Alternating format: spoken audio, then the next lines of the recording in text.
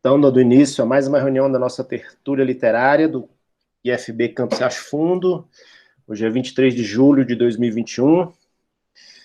E hoje iniciaremos um ciclo de leituras dedicado ao... beleza, Rafa. Iniciaremos um ciclo de leitura dedicado ao estudo de alguns contos de fadas, ok? Na verdade, quem participa desde o início sabe que a gente fez a nossa abertura justamente realizando a leitura de um conto de fadas, do Hans Christian Andersen. E aí, como foi muito bacana aquela atividade, eu optei por estendê-la, digamos assim, né, fazer uma segunda versão onde a gente lerá alguns contos, ok?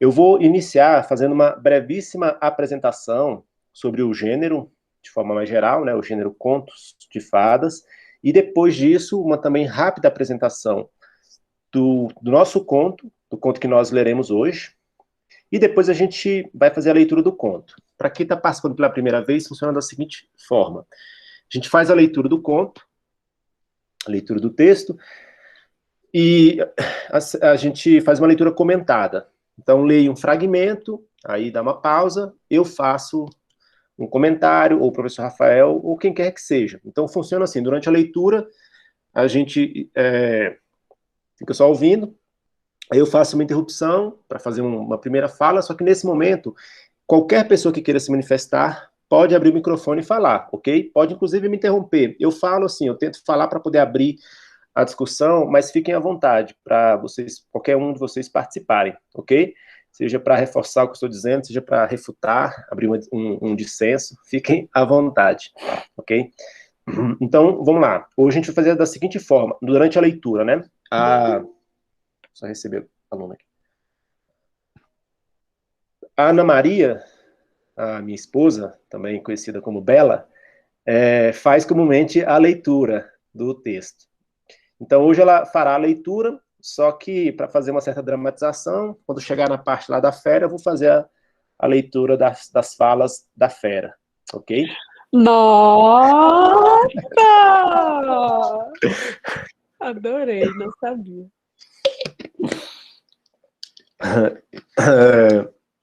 Então, vamos lá, sem mais delongas. Vou fazer aqui, então, deixa eu só colocar aqui rapidinho.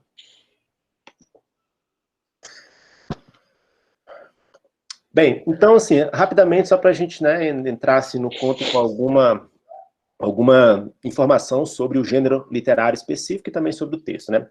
O conto de fadas é um tipo de texto, é um gênero textual que é familiar, ou que se, digamos assim, mantém relações, né, de familiaridade com outros gêneros, como a fábula, o mito, a lenda, né, o conto folclórico, né? O que há em comum nesses, entre outras coisas, é o que a gente costuma chamar em literatura de forma mais técnica de maravilhoso, né? Depois eu falo um pouquinho mais sobre a diferença entre maravilhoso e fantástico, mas eu vou tentar tratar essas coisas durante a leitura, tá? Para não me alongar muito. E assim, o conto de fadas, como um gênero literário, ele floresce no fim do século XVII. Então, por exemplo, há um marco que é a publicação dos 3 volumes do Contos de Fadas, da Madame de Aulnoy. Não sei exatamente a pronúncia aqui, é francês, né? E é justamente na França em que ele floresce, que ele começa a ser publicado e começa a circular, ok? Eles eram bastante prestigiados. Deixa eu só receber aqui algo.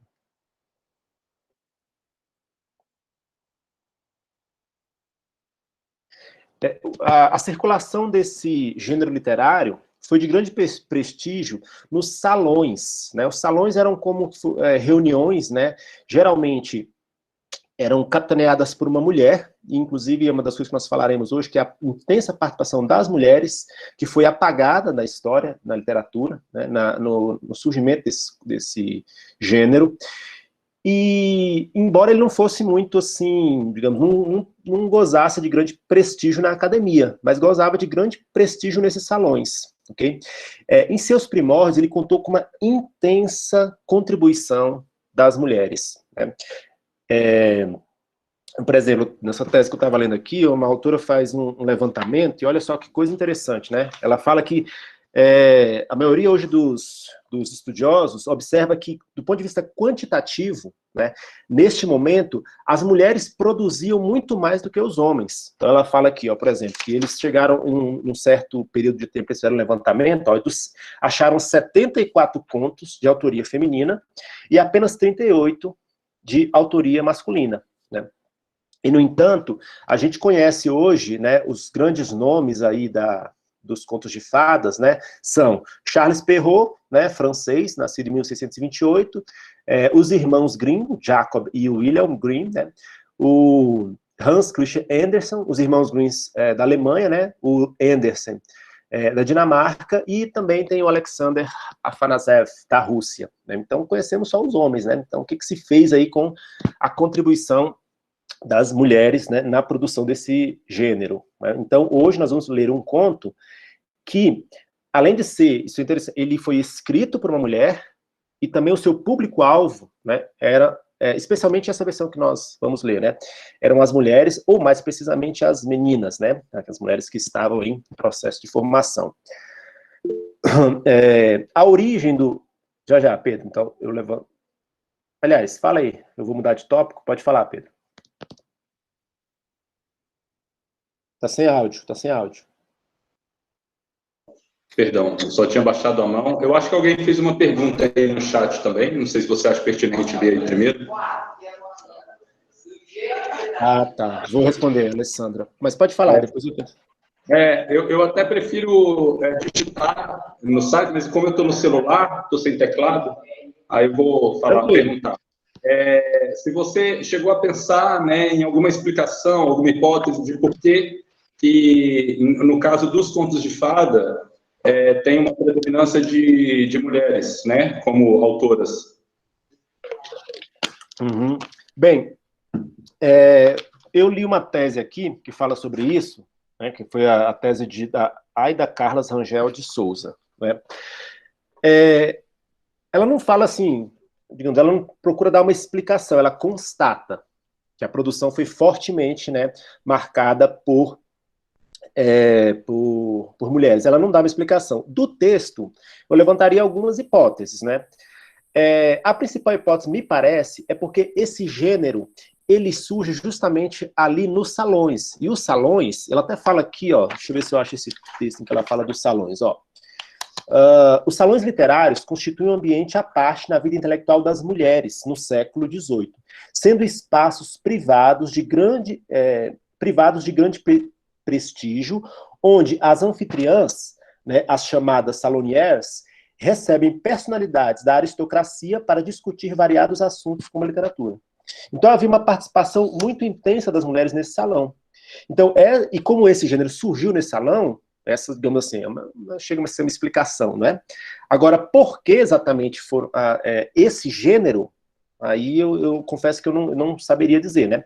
Pode ser que existe também uma relação com o fato de que, durante essa época também, iniciava-se uma produção voltada para o público infantil, né, e também uma produção voltada para as mulheres. Assim, por exemplo, também na tese fala que no século XIX, traduções desses contos circularam intensamente no Brasil.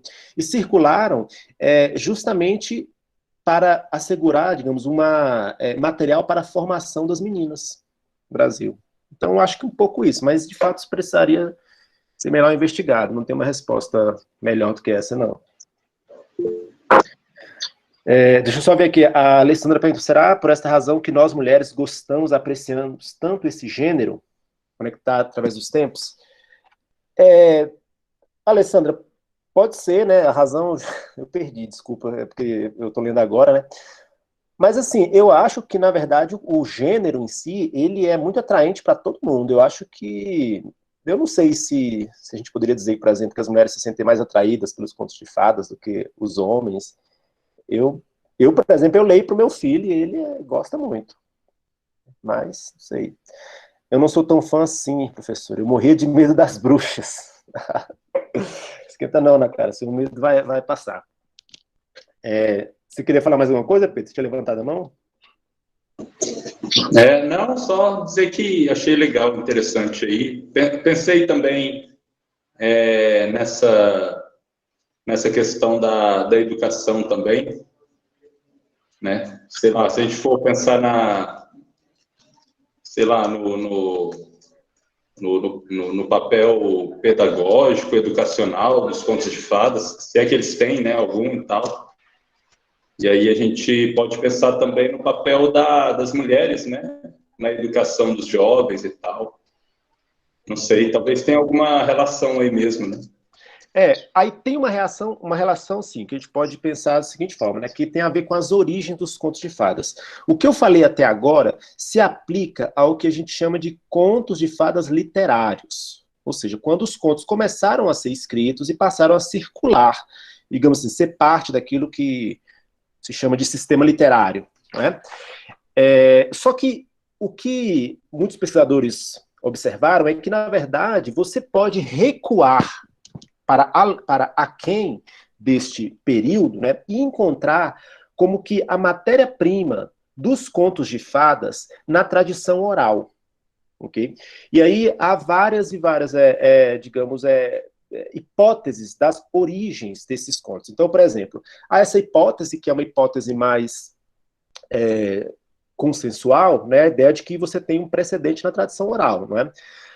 Mas aí aqueles que procuram aí buscar, digamos, as raízes dos motivos, dos temas e dos, digamos assim, dos enredos mais essenciais dessas histórias. E aí tem, por exemplo, aquela que diz que deriva de mitos cosmológicos indo-europeus, tem a que diz que se deriva de uma coletânea de textos da Índia, que é o Panchatantra.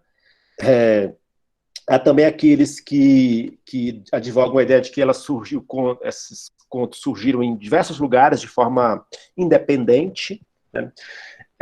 E também alguns derivados de crenças rituais primitivas. Então essas são, digamos, as hipóteses da origem. Provavelmente elas até podem ser, eu acho que elas nem são, digamos, contraditórias entre si, né? Cada uma delas pode, na verdade, cada uma dessas coisas pode ser uma espécie de corrente, parte de uma corrente de transmissão, né, que fez a conservação da matéria-prima que depois seria utilizada nesses contos. Porque, veja bem, o grande autor, digamos, que é tomado como um marco não original, como nós vimos que mulheres produziram, né, inclusive antes, mas é aquele que projeta literariamente os contos de fadas, é o Charles Perrault, na França.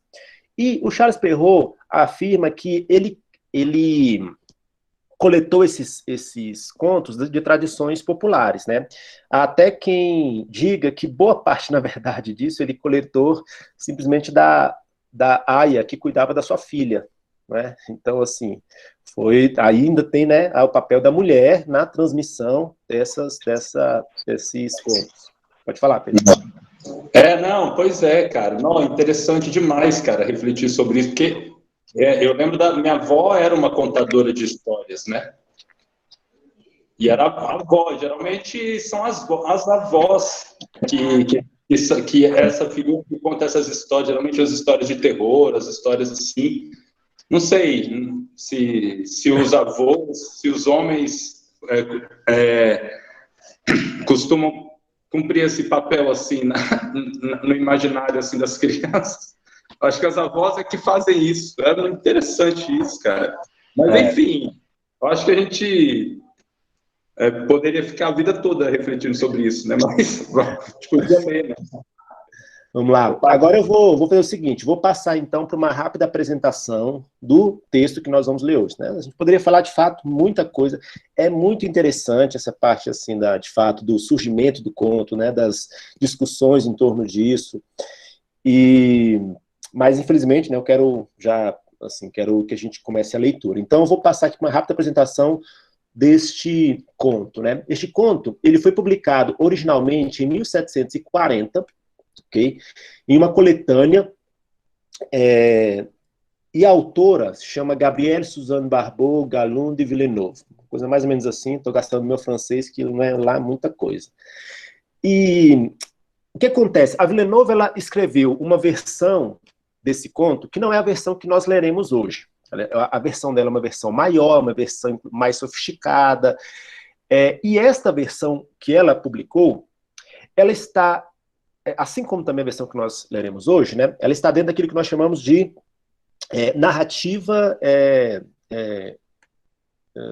esqueci o nome, gente, narrativa quadro, né, não é narrativa quadro, narrativa moldura, desculpa, narrativa moldura. O que é narrativa moldura? Imagina que você tem uma história, e aí dentro dessa história alguém conta uma outra história. Tá entendendo? Então você tem a narrativa moldura, que é a história principal, e aí dentro dela você conta uma história. Esta versão que nós leremos hoje também é parte de uma narrativa moldura. Só que é interessante notar a diferença entre as narrativas molduras, porque as narrativas moldura apresentam o público, digamos assim, hipotético, idealizado, ideal de cada uma dessas versões. A versão da Villeneuve, a narrativa moldura é a de um casal que está viajando, um recém-casado, está viajando para São Domingos, para as núpcias, e aí a dama de companhia da esposa conta essa história. Então notem que o público aí dentro dessa narrativa moldura são adultos. E esse conto, ele circulou, como eu já falei, nos salões literários, que também eram ambientes frequentados por adultos. Então, a versão original do conto não era destinada a crianças. Aí, 17 anos depois, a Madame Beaumont publica uma versão, né, publica essa versão que nós leremos hoje. Ela não faz referência à versão da Villeneuve, mas é assim, consenso, né, pelas inúmeras similaridades, que esta se trata de uma adaptação do conto da Villeneuve, né? Só que a diferença agora é que a Madame Beaumont, na narrativa moldura, né, é uma aia, uma avó, acho que não é avó, é uma aia mesmo, que conta a história para crianças. Então note que agora mudou o público, né? E aí a adaptação também está adaptada para uma literatura infantil, né? Uma literatura, digamos, também com todo essa orientação pedagógica, moralizante, como nós veremos em vários aspectos, né? Então isso é interessante para a gente ver, né? Como é que, na verdade, a gente sabe também que muitos dos contos que nós hoje lemos como contos de fadas destinados ao público infantil não foram originalmente escritos para o público infantil. Ok? Muitos eram, inclusive, contos de terror. Nós leremos, inclusive, um conto de terror aqui nesse ciclo, ok? Bem, só para vocês saberem, né, esse conto ele pertence a uma categoria de conto que é a busca pelo cônjuge perdido, e aí a subcategoria em que ele se encontra é o noivo animal, né? Noivo animal a gente tem vários, aí o noivo pode ser um sapo, né? Nesse caso aqui é um animal, mas é um animal não definido, o conto ele não diz exatamente que animal, tanto é que tem várias representações desse animal, né? E só para uma coisa, o enredo desse conto, alguns também notam que há uma evocação de um mito, na verdade, né, que foi publicado pelo Apuleio, dentro também de outra narrativa moldura chamada O Asno de Ouro, que é o mito de Eros e Psique, ou Eros e Psique, a depender da tradução, né? Embora existam diferenças, há muita similitude, e muitas analogias possíveis, né? Mas há algumas diferenças, né? Inclusive, por exemplo, eu acho que o mito de Psique, por exemplo, poderia ser muito mais corretamente categorizado como uma busca pelo cônjuge perdido, né? Esse da Bela e a Fera, nessa versão aqui, eu acho que isso é muito mais atenuado, né? Tanto é que Psique tem que passar por provas para poder recuperar o amor de Eros, etc. Bem, sem mais delongas, vamos iniciar então aqui, só uma curiosidade, no Brasil a tradução mais antiga desse conto parece ser a que figura em um título chamado Tesouro de Meninas, ou Diálogos de uma Sábia Aia às Suas Discípulas. Então note que até no título do próprio livro onde figura esse conto, na versão brasileira, já há toda essa orientação pedagógica, né, essa orientação moralizante, né, de formação para meninas, né? Bem, vamos lá então, vamos começar a leitura. Ana Maria, então você lê aí, faz aí as vezes do narrador e da Bela, e quando entrar a fera, eu entro rugindo aqui. Tá bom. A Bela e a Fera. Tá legal o áudio aí? Tá ótimo. Praticamente todas as culturas conhecem a história da Bela e a Fera e as diferenças que as duas Oi, personagens... Ana Maria.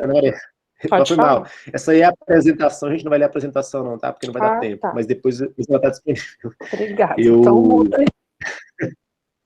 Foi mal. Vou abrir aqui no... Tá aí, pronto. Agora. Que vivia com seus 6 moças. Sendo o homem inteligente, poupou Ana de... Maria, teu áudio tá falhando pra caramba. Oi. Será que não é o microfone, não? É esse fone bendito, é o que eu tenho. Ixi, vamos Tá tentar. ruim? Agora ainda? Não tô mexendo. Não, agora Agora ficou bom. melhorou. Melhorou. Sendo um homem inteligente, não dos filhos, Não, Maria, não vai dar, não. dando-lhes excelente... Eu vou fazer o seguinte, eu vou te Eu levar vou meu tirar, fone. vê se melhora. Se eu Tá. deixar assim, fica bom? Fica, pô, agora, né? Vamos ver durante a leitura aqui. É para começar de novo ou eu posso seguir? É para começar, mas Ana Maria, o problema não é que o áudio tá ruim, ele tá cortando, entendeu? Então, eu acho que talvez tenta tirar aí o fone, por favor. Já está. Eu já tô sem fome. Ah, tá, então vai lá. Era uma vez um rico negociante que vivia com seus 6 filhos, 3 rapazes e 3 moças. Sendo um homem inteligente, não poupou despesas na educação dos seus filhos, dando-lhes excelente instrução. Suas filhas eram muito bonitas, mas a caçula principalmente despertava grande admiração. Maior estava melhor para mim.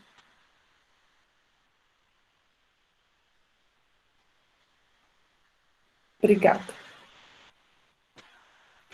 Quando era pequena, só a chamava a Bela Menina. Assim foi que o nome Bela pegou, o que deixava suas irmãs muito enciumadas. Essa caçula, além de mais bela que as irmãs, era também melhor que elas. As duas mais velhas se orgulhavam muito de ser ricas. Davam-se ares de grandes damas e não queriam receber visitas das outras filhas de comerciantes. Só gostavam de companhia de gente da nobreza. Todos os dias iam ao baile, ao teatro, saíam a passeio e zombavam da caçula, que ocupava a maior parte de seu tempo lendo bons livros. Como Ok. se... Deixa eu fazer rapidamente alguns comentários aqui. Tá? Bem, em primeiro lugar, o que a gente observa, que é uma coisa também muito comum nos contos, né, são o que a gente chama de personagens típicos, né? A gente pode imaginar o seguinte, vamos imaginar uma linha, né, em que você tenha um personagem, em um extremo dessa linha seriam os personagens arquetípicos, né, seriam aqueles personagens que são arquétipos, né? Já falamos sobre isso aqui, né? Seriam aqueles personagens que simbolizam como que alguma coisa que é de caráter mais universal, né? E no outro extremo, nós temos os personagens singulares, né? Aqueles personagens que eles não representam algo muito abrangente, universal, mas representam, são personagens mesmo como pessoas, né? Singulares, cheios de características muito singulares, né? Note, os personagens da literatura se distribuem nessa linha, né? Alguns mais próximos dos personagens arquetípicos, outros mais próximos dos personagens singulares, né? Nos contos de fadas, né, os personagens eles se aproximam muito mais, né, desse limite aqui dos personagens arquetípicos. Então, é por essa razão que, veja, a Bela aqui, já desde o início, ela é apresentada como uma espécie de repositório de virtudes, né? Então, note, né, ela já começa a ser apresentada aqui, como é que ela fala assim, né, cadê? A caçula, além de mais bela que as irmãs, era também melhor que elas, né? Aí aqui está um outro elemento também dos contos de fadas, muito importante, que é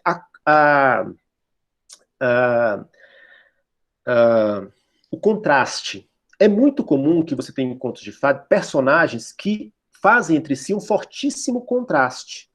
Então, nós veremos, por exemplo, aqui, que há um contraste muito marcado entre a Bela, né, e também as suas irmãs, né?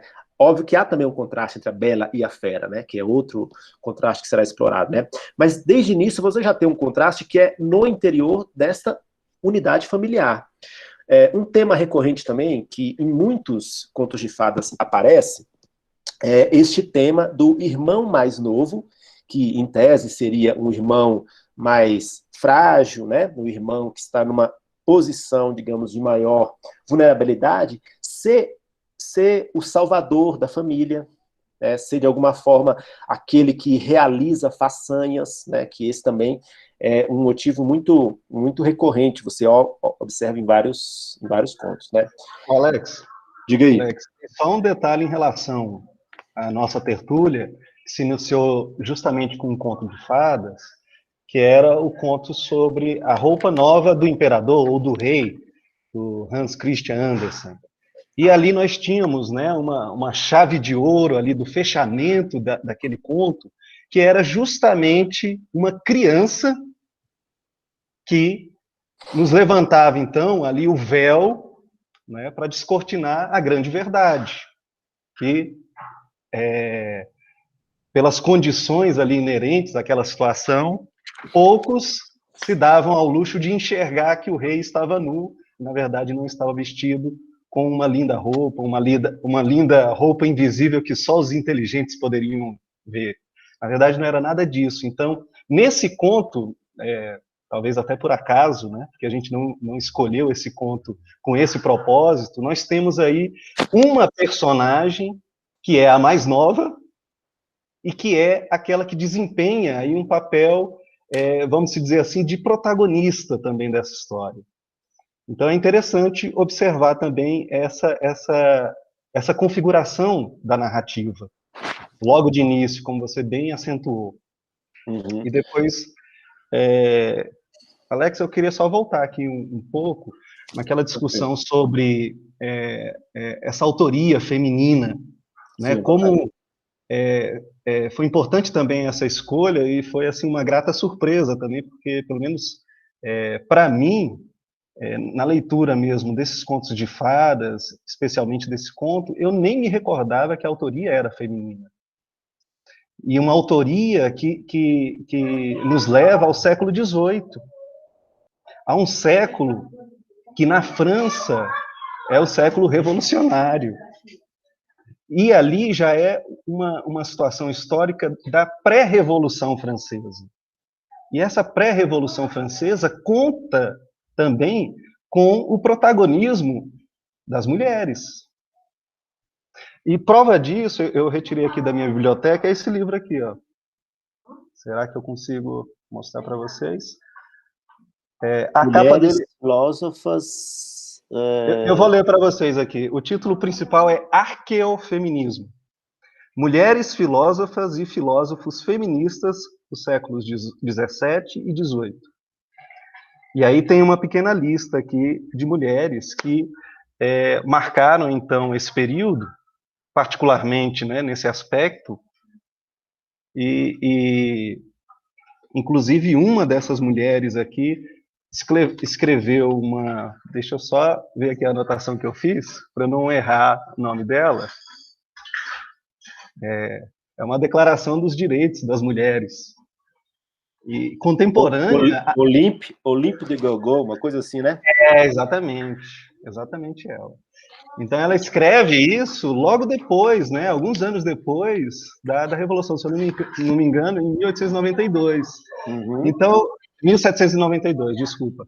E então nós pegamos ali um século, né, esse século XVIII, que já se caracteriza por uma entrada ali das mulheres nesse meio tão marcado, né, pela produção masculina, né, um meio também intelectual, mas patriarcal. Então, esse conto, na verdade, ele movimenta todas essas peças. Então, é preciso que a gente faça também essa leitura. Não é uma leitura infantilizante. Na verdade, aqui, essa nossa leitura pretende, né, lançar um olhar um pouquinho mais profundo a respeito de um conto de fadas como esse. Pode seguir, Alex. Beleza. Aí eu queria só complementar que a Olympé, não sei exatamente como é que se pronuncia, recebeu um prêmio em 1793 pela sua ousadia, que foi a guilhotina, tá? Então você vê como é que era a situação da mulher nesse período, né? Na França revolucionária, isso já, né? Agora, eu queria também destacar um outro aspecto interessante aqui. Durante a leitura, a gente vai desenvolver melhor esta caracterização do personagem, né? Vamos ver como é que, então, que a Bela vai surgindo como essa expressão da virtude. Aqui, desde já, eu queria colocar o tema da beleza. Ok? Veja, é perceptível em muitos contos que a beleza, né, ela é um correspondente externo da virtude, daquilo que, digamos assim. Então, por exemplo, nos contos em que isso, obviamente, é muito mais forte quando as personagens, os protagonistas são mulheres. Então, quando as protagonistas são mulheres, a beleza sempre aparece como uma espécie de expressão externa da virtude. Então, a gente vai ver aqui que Bela é a própria expressão da virtude. É assim, você olha aqui o conto e você, às vezes, dá a impressão de que ela é mais virtuosa que Jesus Cristo, né? Porque Jesus Cristo ainda se irou, ainda tem algumas passagens ali, né? Ela não, ela é completa, a própria expressão da virtude, né? E então a beleza ela está associada a isso. Ela pode, digamos, é uma forma de leitura, né? Vou deixar o Pedro falar. Pode falar, Pedro.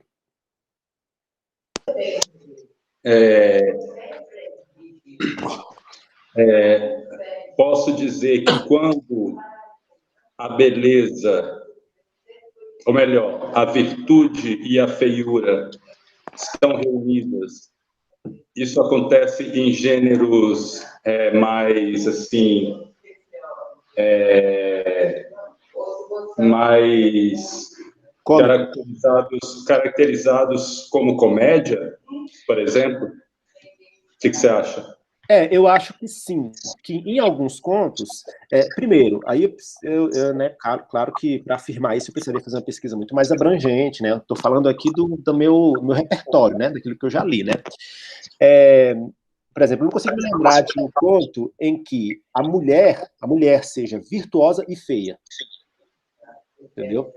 Só que há vários contos também em que há os personagens picarescos, né, os pícaros, né, são essas figuras cômicas, etc e tal, né, e que muitas vezes, inclusive, nessas figuras há uma espécie de ambiguidade, né, ambiguidade assim, muito latente entre, afinal de contas, esse sujeito, isso que ele está fazendo é virtuoso ou não é? Né? Você lê, por exemplo...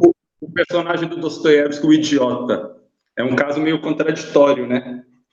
Cara, eu não li esse livro, tu deixa até vergonha, porque eu sou fã do Dostoiévski, esse livro eu não li ainda, então... Não, eu também não li, eu li ele um pedaço dele, o suficiente, e assim, sei como é que é o personagem, assim, o suficiente para falar, né? Mas também não li, é um livro que eu preciso ler. Mas me parece que o personagem é isso aí também. Sim, ele é virtuoso de uma maneira que não dá muito bom para ele, assim. Ingênuo, ele é uma espécie de virtuoso ingênuo, né? No caso da mulher que ela é bonita, né? Esse arquétipo da mulher bonita e virtuosa, né? A beleza sendo a expressão exterior da virtude. Por exemplo, no caso do Marquês de Sade, tem um outro livro lá, o Justine, que dá ruim demais, entendeu? Tem um lado trágico, irônico e trágico ao mesmo tempo, né? Entendeu? Então, ao mesmo tempo, ele pega esse arquétipo também e coloca uma ironia, né? Embute uma ironia nisso também, né? Sim, boto fé, acho que seria uma boa comparação depois.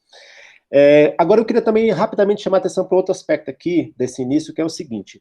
Notem uma coisa, é muito comum que nos contos de fadas, a ambientação, ela nos remeta a um mundo que na nossa cabeça, né, é muito mais associado à Idade Média, né, sabe? Uma coisa mais do campo, então, assim, o lance das florestas, né? Então, veja, por exemplo, João e Maria. O pai é o quê? É um caçador que vive né, ali nas fronteiras de uma floresta, né? Então, é sempre uma figura muito mais campestre, muito mais rural, digamos assim, a ambiência, desculpa, né? A ambiência bucólico, por vezes. Bucólico, era essa palavra que eu estava buscando, valeu. Exatamente, muito mais bucólico. Agora, notem uma coisa aqui, olha só. Em primeiro lugar, veja que o pai da Bela é um rico negociante. É um rico negociante. Outra coisa, olha esse trecho aqui, ó, em que a autora fala assim, ó, é um rico negociante, cadê? As duas mais velhas se orgulhavam muito de ser ricos, davam-se áreas de grandes damas e não queriam receber visitas das outras filhas de comerciantes. Só gostavam da companhia de gente da nobreza. Então, notem uma coisa.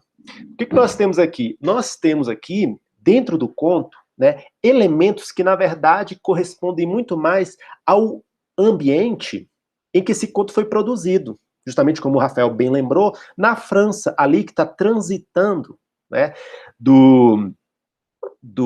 da monarquia para, né, a sua primeira experiência de república, né, que depois será, né, muito tumultuada.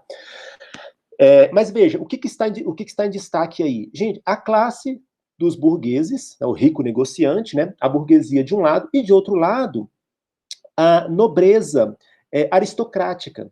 E notem como já tem esse elemento aí das filhas, né, que elas não... Notem que interessante, né? Elas são ricas, mas, como elas são ricas, mas elas aspiram, isso fica claro já, né, a ascender nessa hierarquia aí social, né, a classe da aristocracia, né, a classe da nobreza. Então é como se, de alguma forma, isso está muito vinculado àquele momento histórico, digamos assim, a transformação por que passava a França, e essa, digamos, reconfiguração aí do poder político das classes ali em disputa. Aí aqui o Pedro, né, pode, de repente, corrigir alguma coisa. Ou o Rogério também. Não, é exatamente isso, cara. Eu só quero acrescentar, que eu acho que pode ser um ponto interessante, assim, a gente se perguntar, né? Então, quem é que realmente fez a revolução? Será que esses ricos comerciantes burgueses foi quem realmente fizeram a revolução? O pessoal queria ser nobre, porque eles estavam hiper dispostos a fazer acordo com a nobreza e ser os nobres e tal, os novos nobres, né? Acho que eles Os novos ricos dessa época. Né? Então é uma boa questão aí. No conto original, inclusive, na verdade, essa ambiência, ela é vinculada, digamos, ao tempo presente ali, é inclusive muito mais forte, porque lá há inclusive a citação de topônimos, né? A história se passa, se eu não me engano, em Paris, né? E você tem vários locais que são citados ali, que pertencem a Paris daquela época, né? Então, isso é uma coisa interessante, já anotem, né? Esse conto de fada, ele já tem essa diferença, ele já está ali mais, representando muito mais aquele período, aquele tempo e também aquele espaço geográfico, né? Isso é um pouco, distingue um pouco. Diga. Mas, ao mesmo tempo, nessa versão, Alex, é bom que se diga também que tem essa característica dos demais contos de fadas, que não é situar historicamente e até topograficamente, então ganha esse caráter universal a narrativa. Isso. Aqui o que nós estamos fazendo, na verdade, é uma conjunção de fatores. Nós estamos lembrando da autoria feminina, de quem é essa autora, a que ambiente histórico ela pertence, e tirando, claro, essas conclusões que são muito válidas também para a gente compreender os meandros aí dessa narrativa, porque o conto de fada também é essa metáfora histórica, né, para um momento muito simbólico e potente, né, da história. Então é interessante que a gente pode ir pescando essas informações também, costurando essas relações ao longo dessa narrativa. Isso. Essa, inclusive, eu acho que é um dos elementos que mostra, assim, que deixa claro que este conto foi, de fato, foi uma adaptação do texto original da Villeneuve, né? Porque ele procura fazer, digamos, esse tipo de, digamos, adaptar a esse estilo dos contos de fadas, que é justamente ele ter esse apelo atemporal e ahistórico, né, e espacial também, né, digamos assim, é um lugar meio genérico, assim, né, é um tempo também que não é situado historicamente, no entanto, ele deixa rastros, né, daquilo que apareceu no conto original, no texto original, que eu não sei se poderia classificar como conto, da Villeneuve. Bem, vamos lá, vamos retomar aí a leitura, Ana Maria, avance aí, por favor. Como se sabia... Tá ruim? Não, tá bom. Como se sabia que as moças eram muito ricas, vários negociantes ricos as pediam em casamento, mas as duas mais velhas respondiam que nunca se casariam, a menos que encontrasse um duque, ou pelo menos um conde. Rapidamente, Bela, desculpa, só um minutinho. Notaram isso, gente? Veja, vários negociantes ricos propunham casamento às irmãs. Só que elas só se casariam com um duque, ou seja, um membro da nobreza. E aí tem um elemento forte também, que é o casamento aí utilizado como um trampolim aí para você transitar, né, da classe rica, mas sem os prestígios do poder político, para a classe da aristocracia. É porque dinheiro parece que a família já tinha. O que eles não tinham eram os títulos nobiliários, né? Exato. Vai lá, Maria.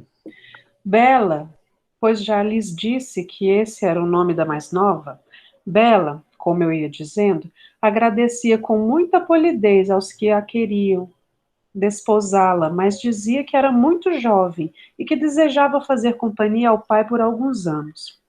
De repente, o negociante perdeu sua fortuna. Só lhe restou uma pequena casa no campo, bem longe da cidade.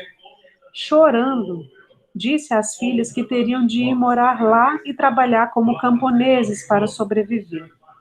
As duas filhas mais velhas responderam que não queriam deixar a cidade e que tinham vários admiradores que ficariam felicíssimos em se casar com elas, mesmo que não tivessem mais fortuna. Só um minutinho, Maria. Aí, note a tragédia aqui, né? Olha só a tragédia, né? Eles aspiravam uma ascensão para a classe da aristocracia, né, da nobreza, e o que eles conseguiram, na verdade, né, uma vez que eles perderam a fortuna, foi um rebaixamento para a classe dos camponeses, né? Só para deixar claro que eu estou falando de ascensão e rebaixamento aqui, digamos, fazendo referência ao conjunto de valores que são expressos aí né, nesses personagens, tá? Não estou fazendo nenhum tipo de julgamento desses grupos. Vai lá, Ana Maria, mas essas...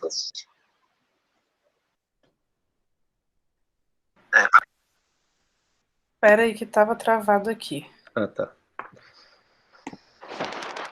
Mas essas gentis senhoras estavam enganadas. Seus admiradores não queriam mais nem olhar para elas agora que estavam pobres. Como ninguém gostava delas, por causa de seu orgulho, dizia-se: que banquem as grandes damas agora, pastoreando carneiros. Mas, ao mesmo tempo, todo mundo repetia: quanto à Bela, temos muito pena de sua desgraça. É uma moça tão boa, fala com os pobres com tanta bondade, é tão meiga, tão virtuosa. Houve até vários fidalgos que quiseram se casar com Bela, embora ela não tivesse um tostão.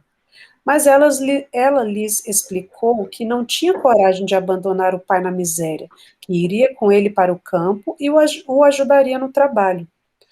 No começo, a pobre Bela ficara muito aflita por perder sua fortuna, mas refletira: por mais alto que eu chorasse, isso não me devolveria a minha fortuna. Tenho que tratar de ser feliz sem ela. Bem, aí também é interessante, né, alguns elementos, só destacar aqui. Como ela vai aparecendo, então, como essa figura virtuosa, que não se deixa abalar, né, nem por ter perdido a sua fortuna. E essa frase aqui, Ana Maria, deixa o teu áudio, por favor, rapidinho. Tá vazando aqui. Oi, isso. Agora, essa frase, veja que é essa fala dela, né? Por mais alto que eu chorasse, isso não me devolveria minha fortuna. Tenho de tratar de ser feliz sem ela.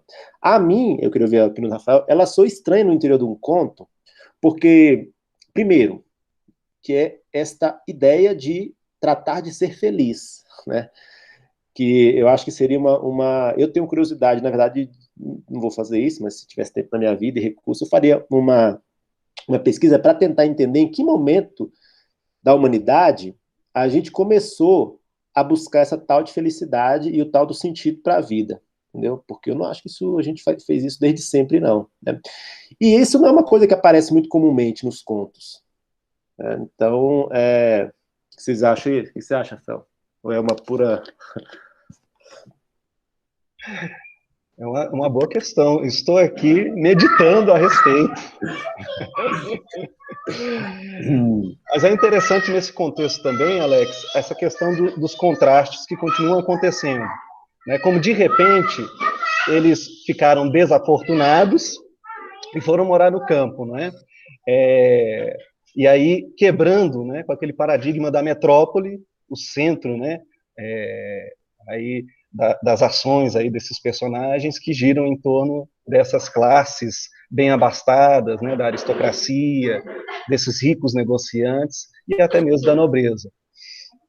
E aí essa questão da felicidade, Alex, eu acho que ela não se desconecta de todos esses fatores. Que felicidade é essa que essa personagem está buscando? E as suas irmãs? Mesmo a Bela parece que está um pouco ainda agarrada a essa condição familiar. Então, essa história já vai revelando para a gente, como os contos de fadas fazem, né, com frequência, os vícios e as virtudes. Né, as irmãs ali com orgulho, a Bela com a bondade, né, honrando a família, haja o que houver, né, sobre qualquer situação. E, claro, a felicidade, a tristeza, né, a fortuna ou a desventura estão também aí agora armados na narrativa. Vamos ver aí o desenrolar da história. Vamos lá. Pode falar, Pedro. Não, achei muito... achei interessante pra caramba esse assunto, assim, da reviravolta, né? Parece que tem isso também nos contos de fada, não tem, não? Sim. Um lance de reviravolta e tal, né? O tempo é importante no conto de fadas, né? E tem um aspecto de impermanência, transitoriedade das coisas. Percebo isso em vários contos. Não sei se vocês percebem também, sabe? De uma certa fragilidade do mundo, sabe? Um certo momento que as coisas dão uma tal reviravolta assim, sabe? Eu acho que isso tem muito a ver com o mundo social, né? Da época, assim, como vocês lembraram bem, né? Uma época de revoluções, mobilidade social, né? Quer dizer, você tanto podia subir como você podia descer, né? Cair em desgraça. Alguém falou alguma coisa aí? O Rogério tá de babá e... Beleza. A gente vai deixar gravado, Rogério. Aí depois, se você quiser terminar de ver, quiser participar dos próximos, no próximo... Bacana, gente. Nossa, eu tô achando muito legal mesmo. Desculpa, mas realmente a Catarina tá aqui na minha cola. Imagina. Eu vou lá. Próxima vez eu tranco ela no armário. Tá com calma. Tchau, gente. Abração. Um abraço. Tchau.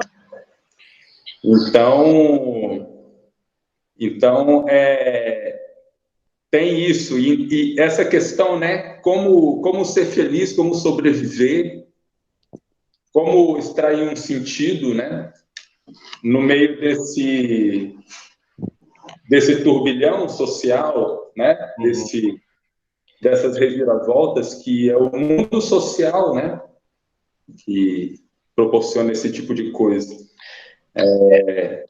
Isso surge, eu acho, no conto de fadas, entende? Percebo isso.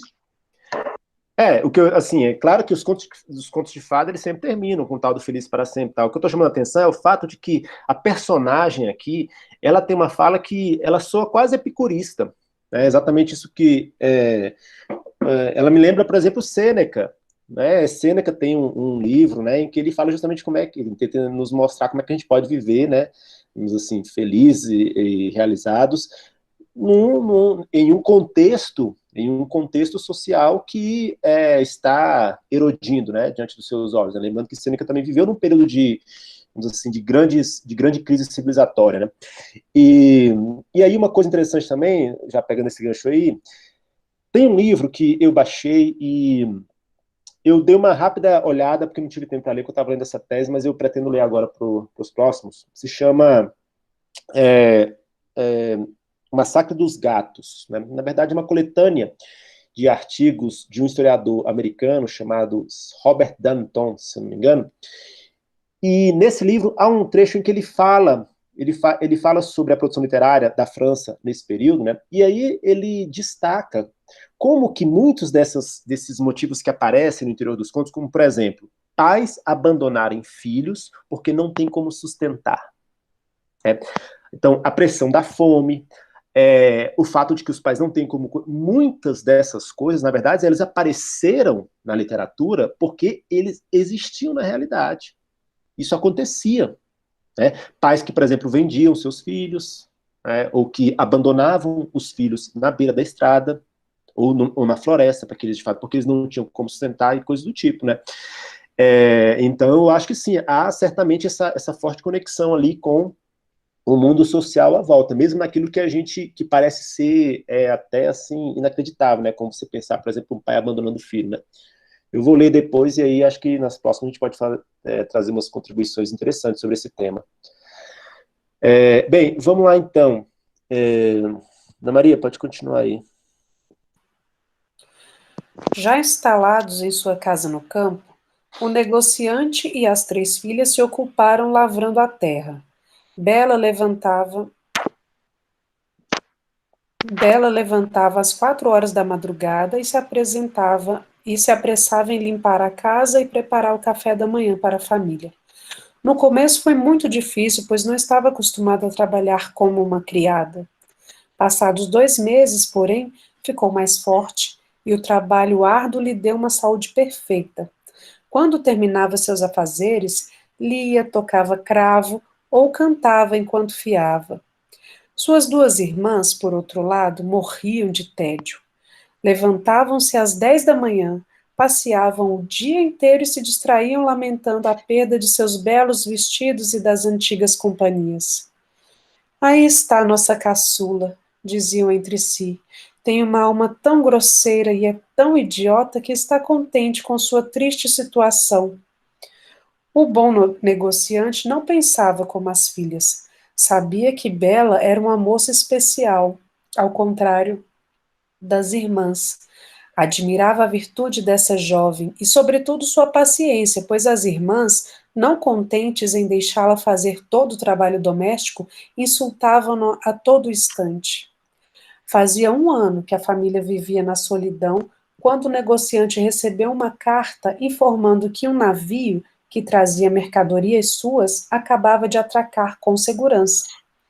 Essa notícia virou a cabeça das 2 irmãs mais velhas, que acharam que finalmente iriam deixar o campo, onde tanto se entediavam. Alcançaram o pai na porta e suplicaram que lhes trouxesse vestidos, golas de pele, perucas e toda sorte de bagatela. Bela não lhe pediu nada, pois pensou consigo mesma que todo o dinheiro ganho com as mercadorias não bastaria para comprar o que as irmãs desejavam. Não quer que eu traga nada para você? Perguntou o pai. Já que tem a bondade de pensar em mim, poderia me trazer uma rosa, pois essa flor não cresce aqui. Não é que Bela fizesse muita questão de uma rosa, mas não queria condenar o comportamento das irmãs. Estas, aliás, teriam dito que era para ser diferente, que ela não pedia nada. Ok. O Rapidinho, só um comentário aqui. Então, notem, né, mais uma vez aqui, ó, Olha aqui, ó. A família vive na solidão, né? Ó, o navio trazia mercadorias suas, né, que acabava de atracar com segurança, né? Mas um elemento que soa estranho, né, no conto de fadas, né? Onde você vê um conto de fadas em que o sujeito tem mercadorias que atracarem um navio, né? Mas é interessante, em primeiro lugar, essa referência aí a acabava de atracar com segurança, né? Porque, de fato, na época, né, você tinha, assim, um trânsito, começava, né, um trânsito nos mares, né, de mercadorias, né, só que, na época, você tinha piratas, inclusive a Inglaterra, ela tinha uma frota pirata, assim, oficial, não era uma, entendeu? E, então era muito perigoso, né, você transitar com mercadorias nessa época aí. Quem já leu, por exemplo, aquele livro do qual nós falamos semana passada, Rafael, do Defoe, o Robinson Crusoe, né? Robinson Crusoe, por exemplo, né? Ele fica ilhado, né? Depois de ele tentar a sorte em uma expedição para buscar mercadorias lá na África, né? Mercadorias que eram seres humanos, né? Escravos, para o Brasil. Não sei se vocês sabem, mas ele estava aqui no Brasil, aí foi fazer essa e acaba se dando mal, né? Bem, aí aqui, mais uma vez, a gente vê... Outra leitura interessante também para pensar um pouco sobre essa questão das mercadorias é a peça do Shakespeare, Mercador de Veneza. O personagem Antônio, que é o protagonista ali da história, ele sofre esse revés também, né? Os seus barcos, os seus navios já não atracavam com segurança e com as mercadorias. E isso é decisivo ali dentro da trama, porque ao final ele vai passar por um julgamento por não ter pago uma dívida, né? E esse julgamento ali que é o ápice aqui daquela peça de Shakespeare. Fica também como uma indicação. Mas isso é bem contemporâneo também, viu, pessoal? Transportar carga pelos mares do mundo não é muito seguro, não. Falar? Ah, tá. Uma coisa interessante também, gente, que é uma característica também do o conto de fadas, né? Ele é uma narrativa sintética. Então porque ele é uma narrativa sintética, muitas vezes ele deixa muitas perguntas sem resposta. Então, por exemplo, o conto diz que o sujeito perdeu a fortuna. Só que ele não diz como, né? Simplesmente perdeu a fortuna, né? Aqui a gente tem, por exemplo, uma hipótese que nós podemos levantar a partir do próprio texto, né? Ele pode ter perdido a fortuna justamente em um desses empreendimentos aí, né? Colocou toda a sua fortuna aí de repente. E um de repente, muito rápido, foi muito rápido esse de repente. Exato, porque o de repente... Para quem era muito rico, um negociante muito rico, com várias aplicações aí no mercado mundial, claro que não era assim, mas tudo bem. É estranho, né? Sou estranho na narrativa, por isso que é interessante, talvez, né, para aqueles que gostarem aí desse conto de fada, depois tentar ler o original, aquela primeira versão, né, Alex, da Villeneuve. Uhum. Eu gostaria de fazer uma pergunta, assim, será que como o comerciante perdeu a fortuna é relevante para um conto de fadas? Porque se a gente está trabalhando, né, com arquétipos, com experiências mais gerais, né, da experiência da existência humana, a questão de perder a fortuna repentinamente, eu acho que é mais assim um símbolo, né, uma representação de um aspecto da existência, né, da vida, que é essa transitoriedade, entende? Eu vejo assim, eu percebo assim, que sem mais nem menos as coisas podem mudar, as coisas podem se transformar, entendeu? A gente pode morrer de uma hora para outra, a gente pode perder um parente, uma pessoa querida de uma hora para outra. Pedro, mas será que esse mundo dos negócios já não desestabiliza mais o mundo e pode provocar mais reveses? Talvez Sim. É uma questão também a se pensar dentro dessa narrativa e daquele contexto histórico. Sim. Um avanço, né? Não só do mercantilismo, agora se fala já, nesse período, do capitalismo mesmo.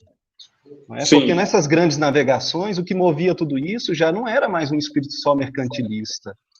Então, chegar no século XVIII e pensar na mercadoria, nas navegações que levavam essas mercadorias e nos negócios ali envolvidos, e esses reveses, eu acho que é uma marca muito forte dentro, particularmente, desse conto de fada.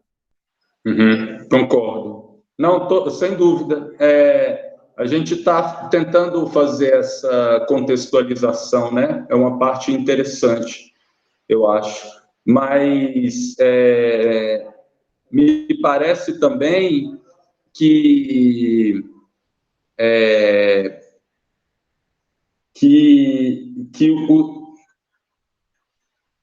analisando assim o conto de fadas, não desse ponto de vista histórico, sociológico, mas dos significados mais intrínsecos e talvez mais profundos do conto, né? Eu acho que também é uma reflexão que, sei lá, não sei se na filosofia isso ganharia o nome de hermenêutica, não sei também o que é hermenêutica, mas uma interpretação dos significados mais profundos inerentes ao próprio texto, sabe? Pedro, o que você fala aí faz sentido. Porque na hermenêutica, né, dentro dos estudos literários, se pensa no círculo hermenêutico, ou seja, a leitura, o texto literário em si, ele deve dar todos os elementos necessários para que você complete esse círculo hermenêutico, ou seja, o círculo da interpretação. Interessante, legal. Então, acho que é isso, assim, uma reflexão mais minha, assim, o que está querendo dizer com esse negócio, assim, do nada, sem mais nem menos, sem que nem porquê, perdeu a fortuna, entendeu? Para mim isso tem um sentido existencial muito profundo também, entendeu? Estou de acordo, Pedro. Eu acho que, de fato, eu concordo plenamente que, na maioria dos contos, né, como justamente por narrativa ser muito sintética, muita coisa fica em aberto, né? Mas essas coisas que ficam em aberto, em geral, são justamente coisas, então, assim, é porque não interessam, né, para aquela história. Então, eu concordo que, na verdade, a razão pela qual ele perdeu aqui a sua fortuna é irrelevante para essa interpretação, né? É só chamar a atenção para o fato de que, justamente por essa razão, também digamos, por essa característica do conto, é que, às vezes, essas inserções desses elementos, digamos assim, que fazem referência, né, aquele momento, né? Então, às vezes, elas soam como que dissonante em relação a uma estrutura mais típica do conto, entendeu? Mas eu estou de acordo, eu acho que, de fato, a razão é pouco relevante, porque, no fundo, aí, eu acho que essa leitura que você está fazendo da transitoriedade, ela, inclusive, é especialmente importante nesse conto, porque a gente vai ver, por exemplo, a questão da metamorfose lá da fera, né? E há uma espécie de, digamos assim, uma regra, né, do conto de fada, podemos dizer assim, que é de que a virtude será premiada, né, e os vícios serão punidos, né? Então, sempre que há algum tipo de... A gente pode esperar que sempre que há algum tipo de reviravolta, né, em que a heroína, né, que é, no caso aí, a expressão da virtude, se coloca em perigo, a gente pode saber que isso é transitório. Então, a gente pode esperar por um retorno ou por algum tipo de redenção. Então, a transitoriedade aí também, digamos, opera. Aí eu acho que aqui é um elemento interessante, porque você fala da transitoriedade, eu acho que a gente pode pensar a transitoriedade como uma espécie de uma marca profunda da existência. Então, por exemplo, né, todo mundo aqui sabe, né, eu sou um ateu materialista. Sendo um ateu materialista, de fato, a transitoriedade, a contingência, né, aquilo que não está sob o domínio da necessidade, que não está sob o domínio de nenhum tipo de plano prévio, né, para mim, pouco que enquadra a minha percepção da realidade. Né? Eu sei que as coisas, de fato, elas tendem a ser transitórias, tá? Que essas reviravoltas podem ocorrer. No conto de fadas, no entanto, a transitoriedade, eu acho que ela aparece muito mais como um momento, digamos assim, em que há uma espécie de reviravolta, ali alguma espécie de drama existencial, tragédia, só que você pode esperar que aquilo vai ser transitório, porque é como assim, ó, a ordem prévia, ou ela é restabelecida, ou, na maioria das vezes, é mais do que isso. É mais do que um restabelecimento da ordem. É, na verdade, uma ascensão. Como, por exemplo, acontecerá nesse conto, e acontece em vários contos, né? A jornada do herói, eu já falei aqui também um pouco sobre isso, né? Esse enredo arquetípico da jornada do herói.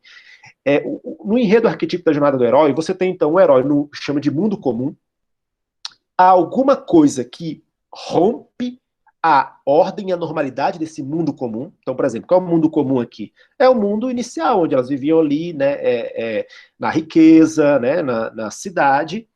E aí há a tragédia, o drama que ocorre e que muda a dinâmica, né, da coisa, porque agora o herói ele transita desse mundo comum para o mundo da aventura.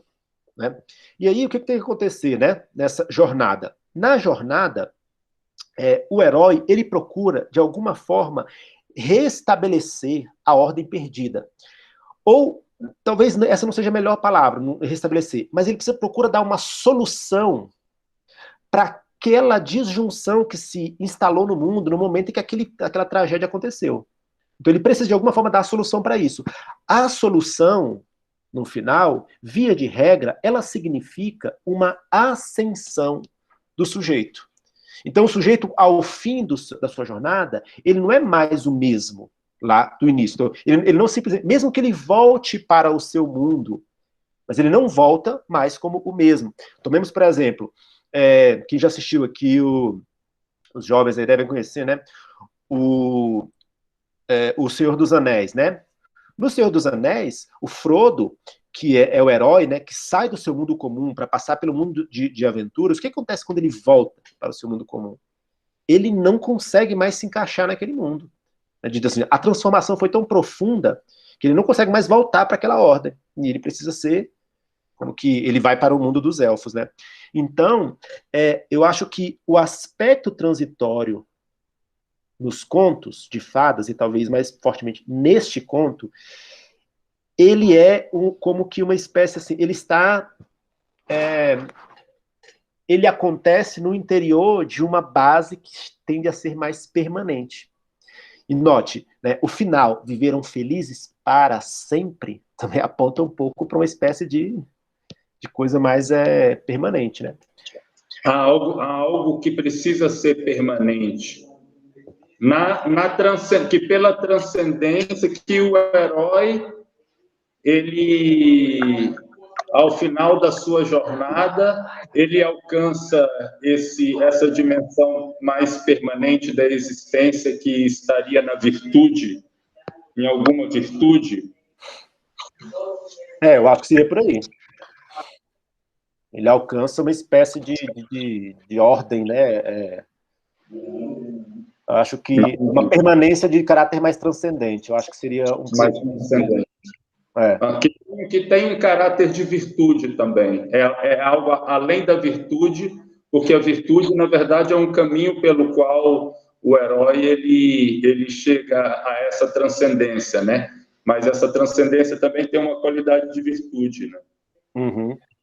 Sim. Isso. Entendi.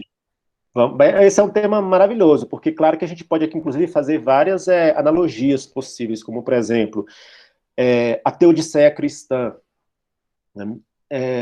Ela se funda também eu acho que ela, inegavelmente, ela também convoca este enredo arquetípico, né? Então a ideia é que você precisa, né, passar por este mundo transitório, onde as coisas são inseguras, etc e tal, né? E você passa por essa jornada terrena, e o que você alcança? Você alcança uma transcendência que te dá acesso ao mundo das permanências, né? Ao mundo da permanência, digamos assim, naquilo que é mais essencial e permanente. E aí você passa a eternidade louvando a Deus, né? A gente vai ver isso a posteriori também, à medida que a gente for lendo os contos, né? Sim. Nós estamos antecipando, né, as coisas. Vamos lá, Ana Maria, vamos dar continuidade aí. Deixa eu... Tá aqui, né? Daqui, né? Não é que Bela fizesse muita questão de uma rosa, mas não queria condenar o comportamento das irmãs. Estas, aliás, teriam dito que era para ser diferente, que ela não pedia nada. O bom negociante partiu. Chegando ao porto, porém, descobriu que havia problemas legais com suas mercadorias e, depois de muita contrariedade, voltou tão pobre como era antes.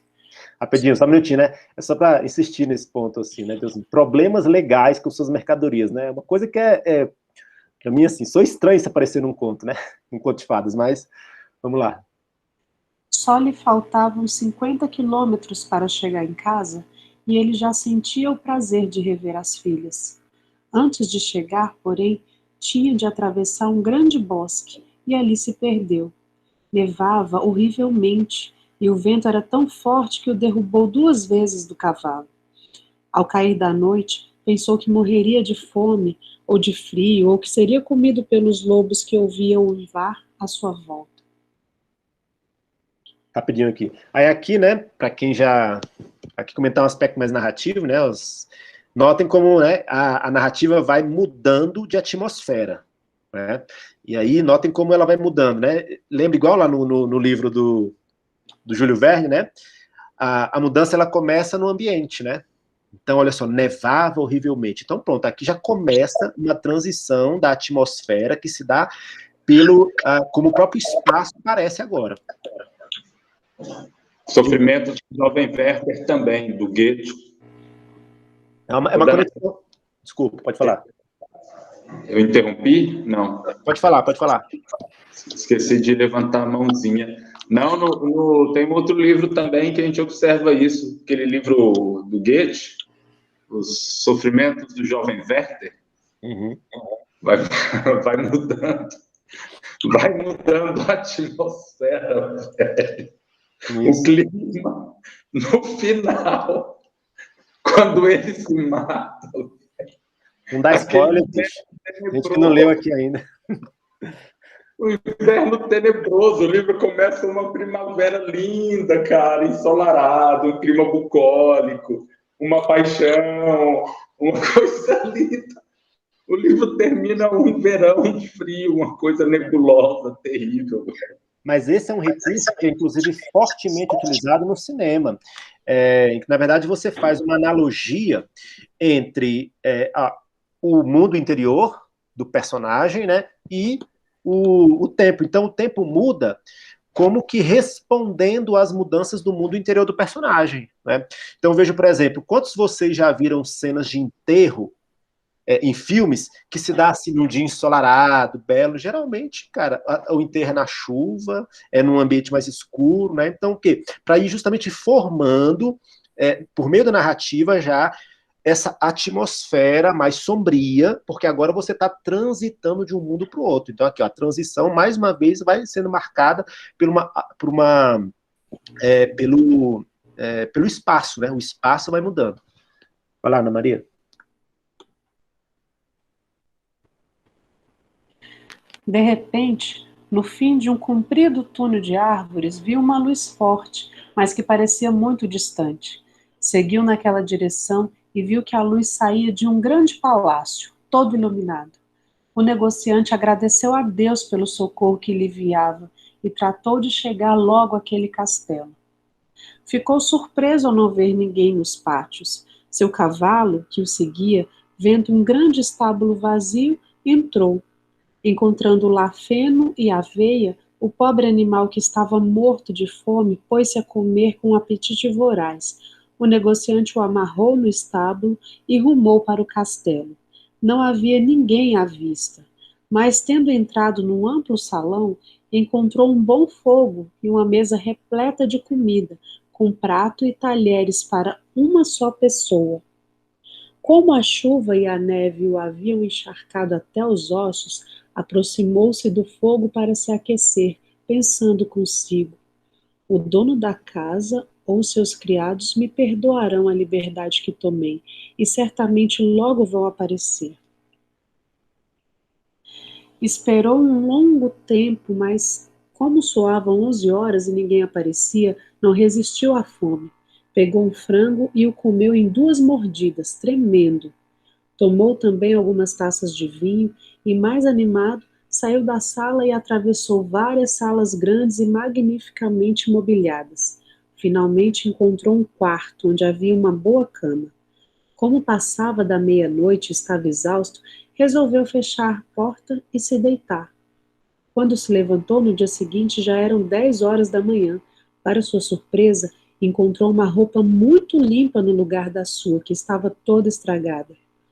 Com certeza, disse consigo, esse palácio pertence a uma boa fada que teve piedade da minha situação.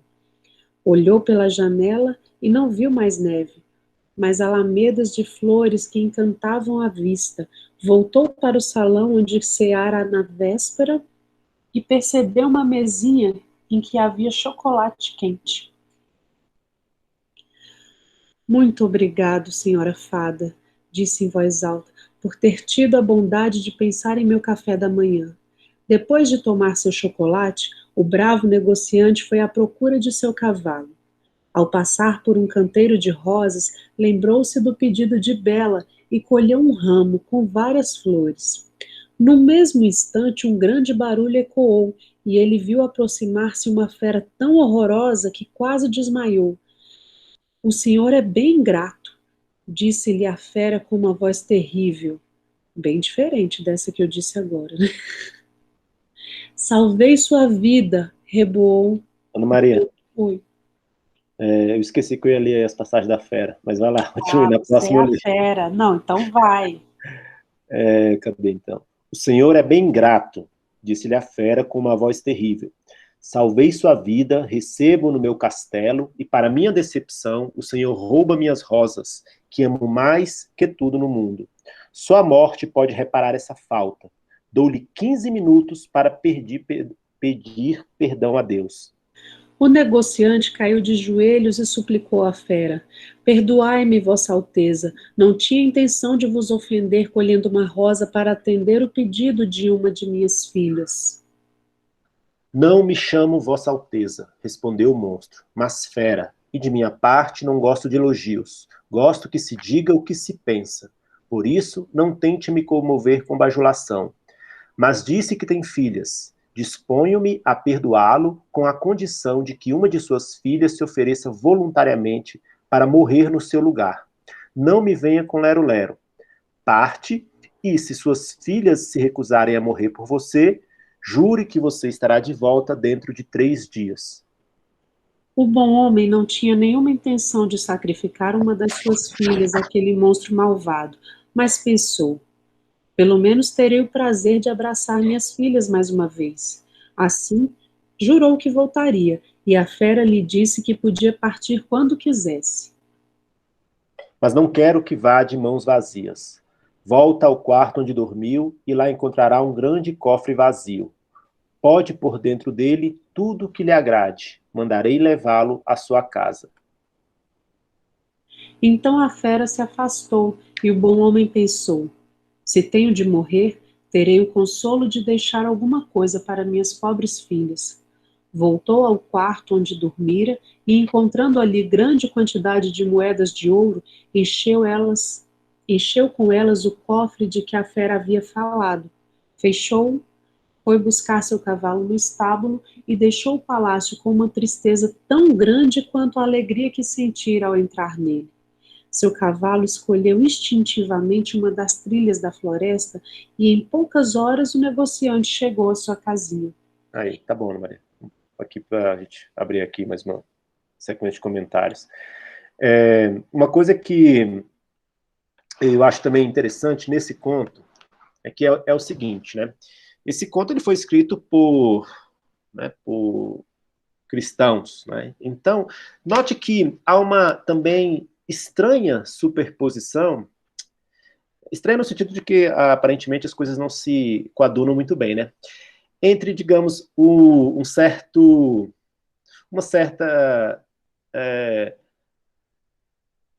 apelo, digamos assim, religioso cristão no personagem, de um lado, e de outro lado, esse mundo feérico, né, o mundo das fadas. Então, note, por exemplo, ó, ele diz aqui, né, ele fala... o negociante agradeceu a Deus pelo socorro que lhe enviara e tratou de chegar logo àquele castelo. Né? Então ele agradece a Deus, né? Aí depois que ele recebe lá as coisas, né? Aí ele diz assim, muito obrigado, senhora fada, né, por ter tido a bondade de pensar em meu café da manhã, né. Aí aqui eu acho que tem, mais uma vez, tem a ver com o contexto de produção, né, e também o fato de ser uma adaptação, né. O conto de fadas, o universo férico, esse universo das fadas, né, ele foi mapeado como originalmente sendo ali das tradições folclóricas celtas. Então, por exemplo, as primeiras aparições de personagens fadas, né, estão registradas na literatura celta desde a Idade Média, em contos cabeleirescos, né? Então, esse universo aí, ele é muito celta, né? Então, note como há esse encontro desses dois universos, digamos assim, né? De um lado, da religiosidade cristã, então, com os seus entes, né? E, de outro lado, a fada. Inclusive, em muitos contos, a fada, madrinha, por exemplo, é uma figura muito próxima daquilo que a gente pode chamar de anjo da guarda, por exemplo, né? Então, assim, há esse aspecto aí que eu acho interessante. Alguém quer fazer um comentário? Alex, aproveitando ainda o comentário que vocês fizeram sobre esse momento de corte dentro da narrativa, quando há essa transição até na atmosfera. O Pedro bem destacou aí até os sofrimentos, né, do jovem Werther, e Goethe também como esse escritor capaz de mobilizar diversos conhecimentos e adensar isso numa narrativa ou na sua poética. Assim como nós vimos também no Júlio Verne, isso acontecendo. E nós até destacamos também, né, como é que o escritor ele mobiliza tantos conhecimentos para criar esse enredo, essa fantasia, essa ficção. E aqui não é diferente também, né? Claro que numa escala bem menor. Mas o que eu acho interessante é que diz, né, ali antes dele chegar nesse castelo, que nevava muito e ele ali por 2 vezes caiu do cavalo, né? É como se fosse aquele momento em que o personagem ele entra mesmo nessa atmosfera do sonho, é como se ele tivesse desmaiado, né? Isso não está sendo dito, mas vejam que entra ali num universo onírico de fantasia enorme. Há uma fantasia até em relação a que lugar é aquele castelo que não é habitado por ninguém, mas ele encontra ali uma mesa farta, não é? Os ambientes em que ele dorme, né? O quarto e tudo, e esse destaque que você fez também em relação a essa relação quase que religiosa, né? Ou nem tanto assim com Deus, mas também com as fadas. Então já entra muito nesse aspecto que caracteriza bem o que é um conto de fada, como se fosse algo para se ler para as crianças, nesse sentido mesmo dos sonhos, né, para a gente entrar nesse universo dos sonhos. Diga, Pedro.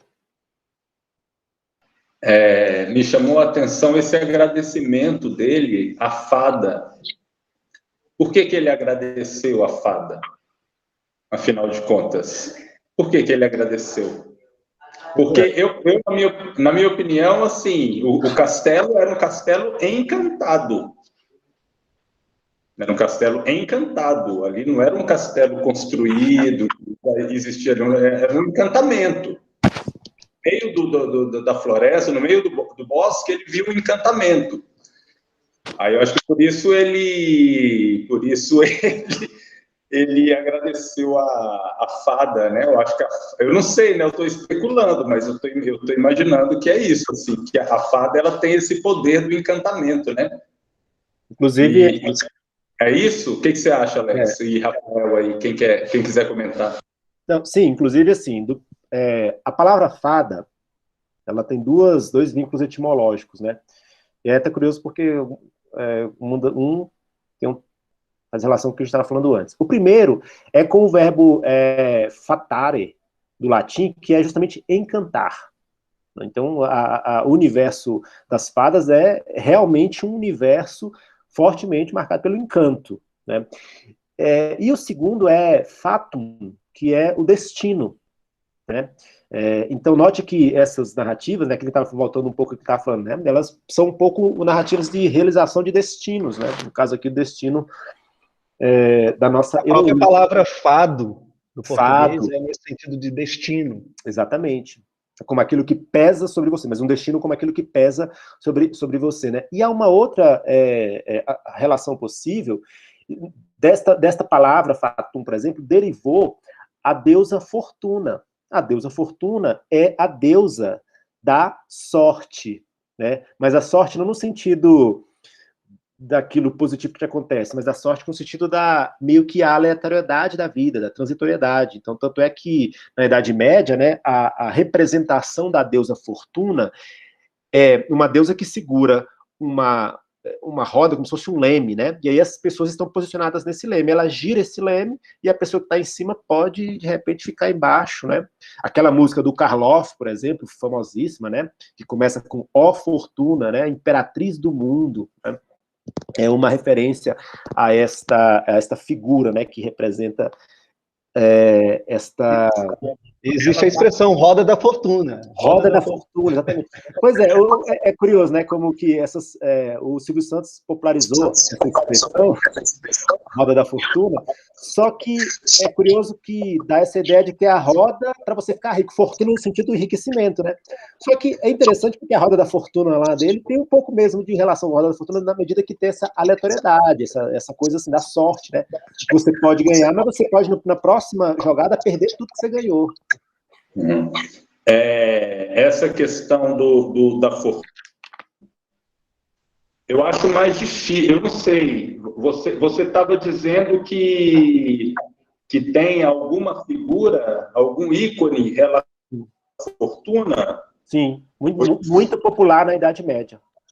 Quem? Oi? Quem é esse ícone? Quem é essa figura relacionada à fortuna? A deusa Fortuna. O nome da deusa é Fortuna. O nome da deusa é Fortuna? Fortuna, exato.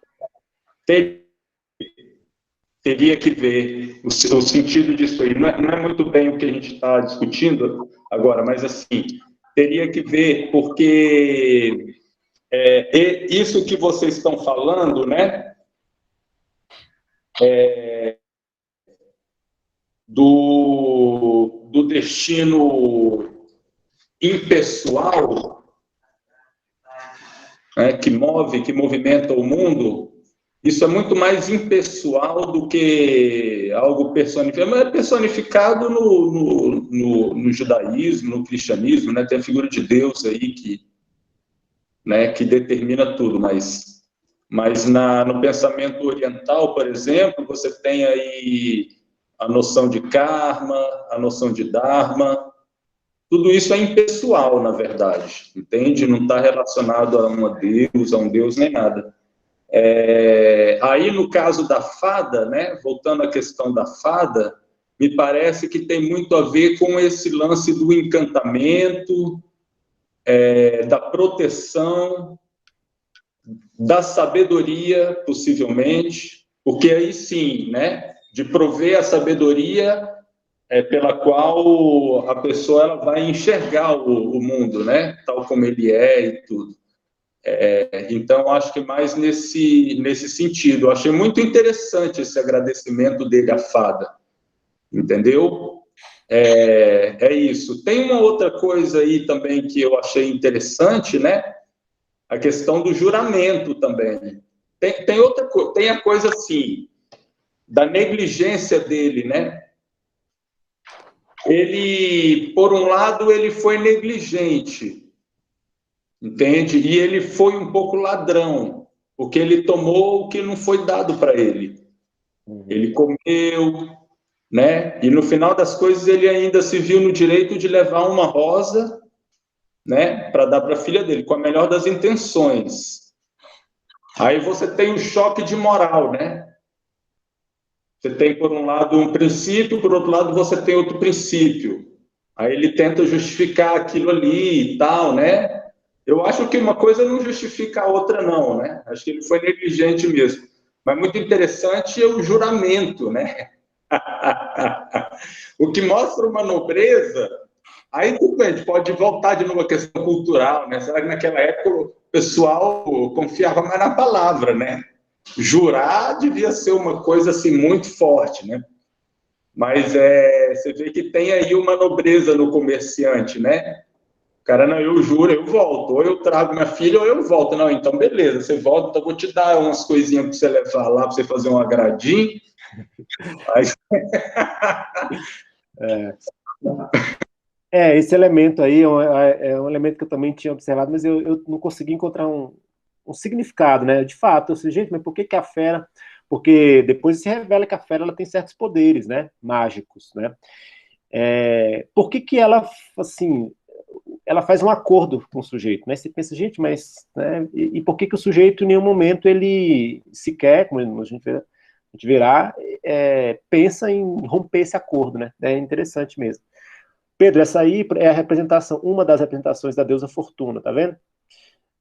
Então, essa figura aí é a Tike, né, também, e aí ela tem, tá vendo esse sujeito que tá na roda lá em cima, né? Só que aí ela, a qualquer momento, ela pode girar a roda aqui, ó, tem essa manivela, e o sujeito mudar de posição, né? Então, é a ideia. Você tem essa deusa, né? Eu não aí, claro, aí, bem, eu não sei, precisa ter uma discussão interessante. Eu também acho que é impessoal, né? A questão é impessoal. Essa aleatoriedade da vida, são frutos da contingência, né? Mas a gente sabe que as religiões antigas, essa deusa aí é derivada da religião romana, né? Eles personalizavam tudo, né? Deixa eu tirar aqui, trocar. Talvez ela seja, vamos dizer assim, uma mantenedora de uma certa ordem, né? Porque, por exemplo, você tem a desvirtude das irmãs, né? Elas vão se encontrar, né, futuramente. Acho que esse um pouco é o ensinamento também do conto de fadas, né? Cada um encontra, né, com aquilo que plantou, né? Então elas plantam a soberba, né? Tudo depois elas encontram o desprezo, né? Então essa é a fortuna delas, né? É a sorte delas, né? Digamos que a deusa da fortuna seja a mantenedora da lei, né? Mas não é essa. Bem, aí caberia uma discussão aqui, mas originalmente a ideia não é essa, né? Você tem outras entidades na mitologia greco-romana, digamos, que fazem essa função de dar a paga daquilo, né? De não deixar sem pagamento nenhum dos pecados. As fúrias, por exemplo, as eríneas, né? Elas têm esta função, né? Por isso que, inclusive, elas são interpretadas como a personalização da consciência humana, entendeu? Assim, você paga, nem que seja na sua consciência, você paga, né? Como, por exemplo, para citar aqui mais uma vez o Dostoiévski, no Crime e Castigo, né? Você vai pagar o seu crime. Pode ser que você não gosta de comer, mas você vai ficar sofrendo aqui, sua consciência vai ficar te acusando, né? Só que a sorte não, a sorte ela não distribui os seus benesses segundo nenhum tipo de critério de correspondência, de justiça retributiva. Ela encarna a aleatoriedade. Entendi. Encarna a coisa assim, olha, não, eu girei minha roda aqui, o cara estava em cima e foi para baixo. Por quê? Não tem por que não. É a contingência da vida. Entendi. Bem, vamos lá. Quer fazer algum comentário, Rafael, antes de a gente retornar aqui? Alguém, vocês podiam participar mais aí, os professores aí que estão aí, deixar só... Aí, por exemplo, tá falando aqui, só tá falando homem aqui. Aí, depois... Mas hoje a gente está aqui só aprendendo, Alex, eu até falei. Então, a gente está, eu pelo menos, eu estou adorando a discussão e estou aprendendo. Então, melhor ficar aqui de boa. Tá vendo?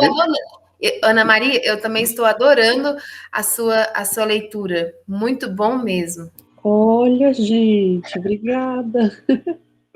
Eu comecei lendo para o Benjamin e eu tive a oportunidade de ler em algumas tertúlias. Eu estou achando tão legal isso. Não tinha prática não, mas estou gostando. Pessoal, eu vou fazer uma proposição, então. São 5h40. Nesse momento aqui, o conto ele chega mais ou menos na sua metade, e aqui, digamos, é que começa a mudança mais radical aí na narrativa, né? Então, de fato, agora a Bela vai de encontro à fera e coisa do tipo. Então, eu vou propor que a gente interrompa aqui essa leitura, faça mais algumas, né, considerações, e continue a leitura na próxima sexta. O que vocês acham? Eu achei que você ia propor ler o conto todo, até o final. Não, sim, a gente vai ler o conto todo, só que, veja bem, o encontro ele dura de 14 de 16 às 18, faltam 20 minutos, e a gente não vai conseguir ler exatamente, de acordo, ler todo ele. E como eu acho que, assim, a conversa está super interessante, acho que ele está dando oportunidade para muitas discussões de interesse, eu também não queria avançar na leitura e acelerar. Eu acho que a gente pode fazer a leitura em 2 encontros. Eu já meio que planejei um pouco, na verdade, já tinha planejado um pouco assim mesmo. Estão de acordo? Professora Maria? Compartilhe o conto com a gente, tá? Tudo bem, eu vou compartilhar, professora. Tem lá na sala da tertúlia, eu vou lhe mandar o link para você entrar, tá? Bem, então vamos encerrar aí com algumas considerações aí, então, para a gente avançar.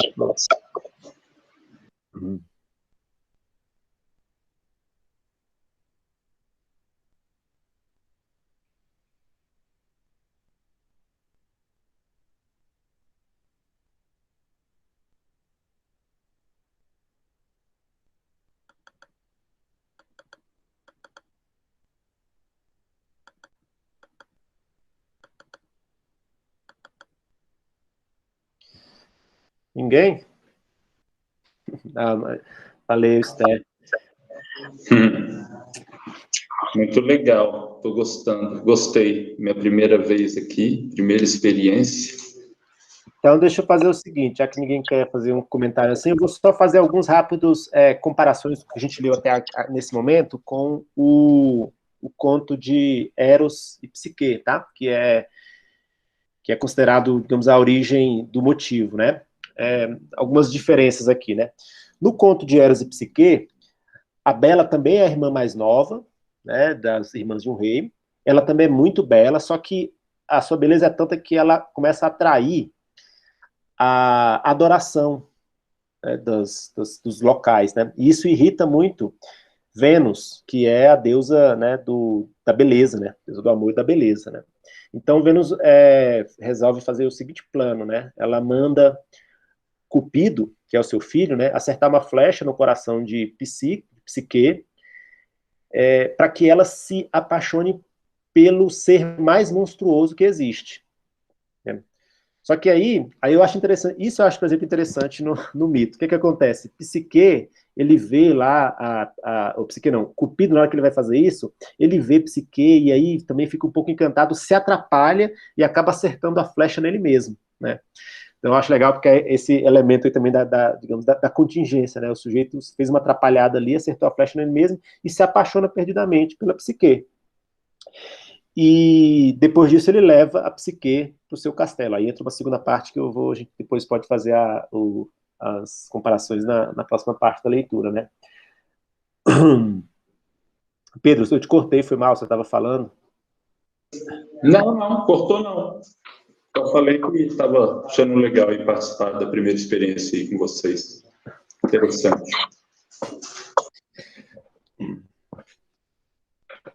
Bem, beleza. Tem muita coisa aí que eu queria falar, assim, depois, mas eu acho que ficaria melhor quando a gente encerrasse a leitura, porque aí, para não dar spoiler, né? Embora todo mundo já conheça aí. Questão. Travou, Pedro, não ouvi o que você falou antes.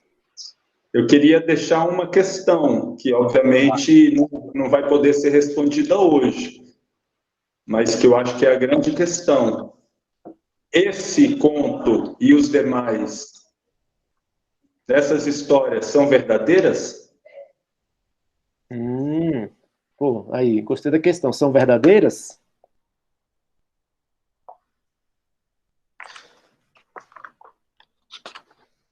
Eu tô no momento da minha vida que eu acredito em tudo. Sério?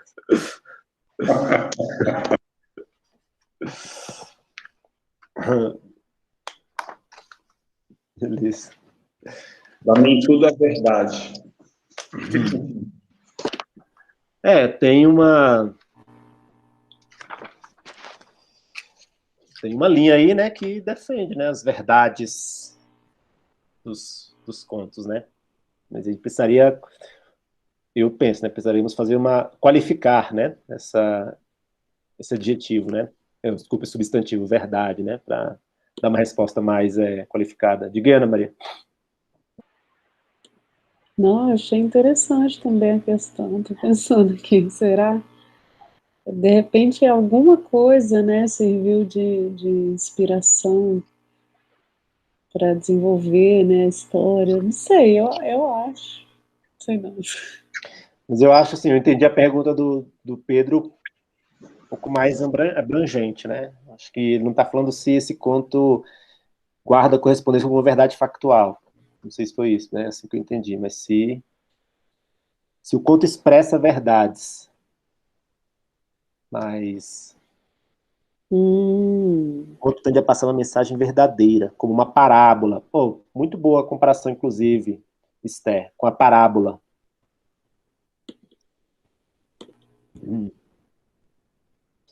Exato, uma parábola. Uhum. Porque aqui a gente tem personagens assim, né, fictícios, mas você tem essas mesmas parábolas, esses mesmos mitos, essas mesmas lendas em livros de profetas, né, fundadores de grandes religiões como Jesus Cristo, Maomé, Buda e etc e tal, né? Então, sempre vem essa questão, né?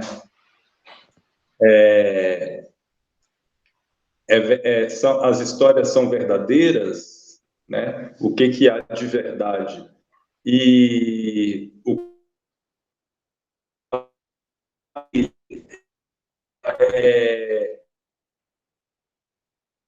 Tá travando, Pedro. Tá travando, tá cortando, picotando. Tá fácil. Não, vocês estão me ouvindo melhor agora? Agora melhorou. Uhum. Melhorou. Então, essa questão da verdade dos mitos, das lendas e tal,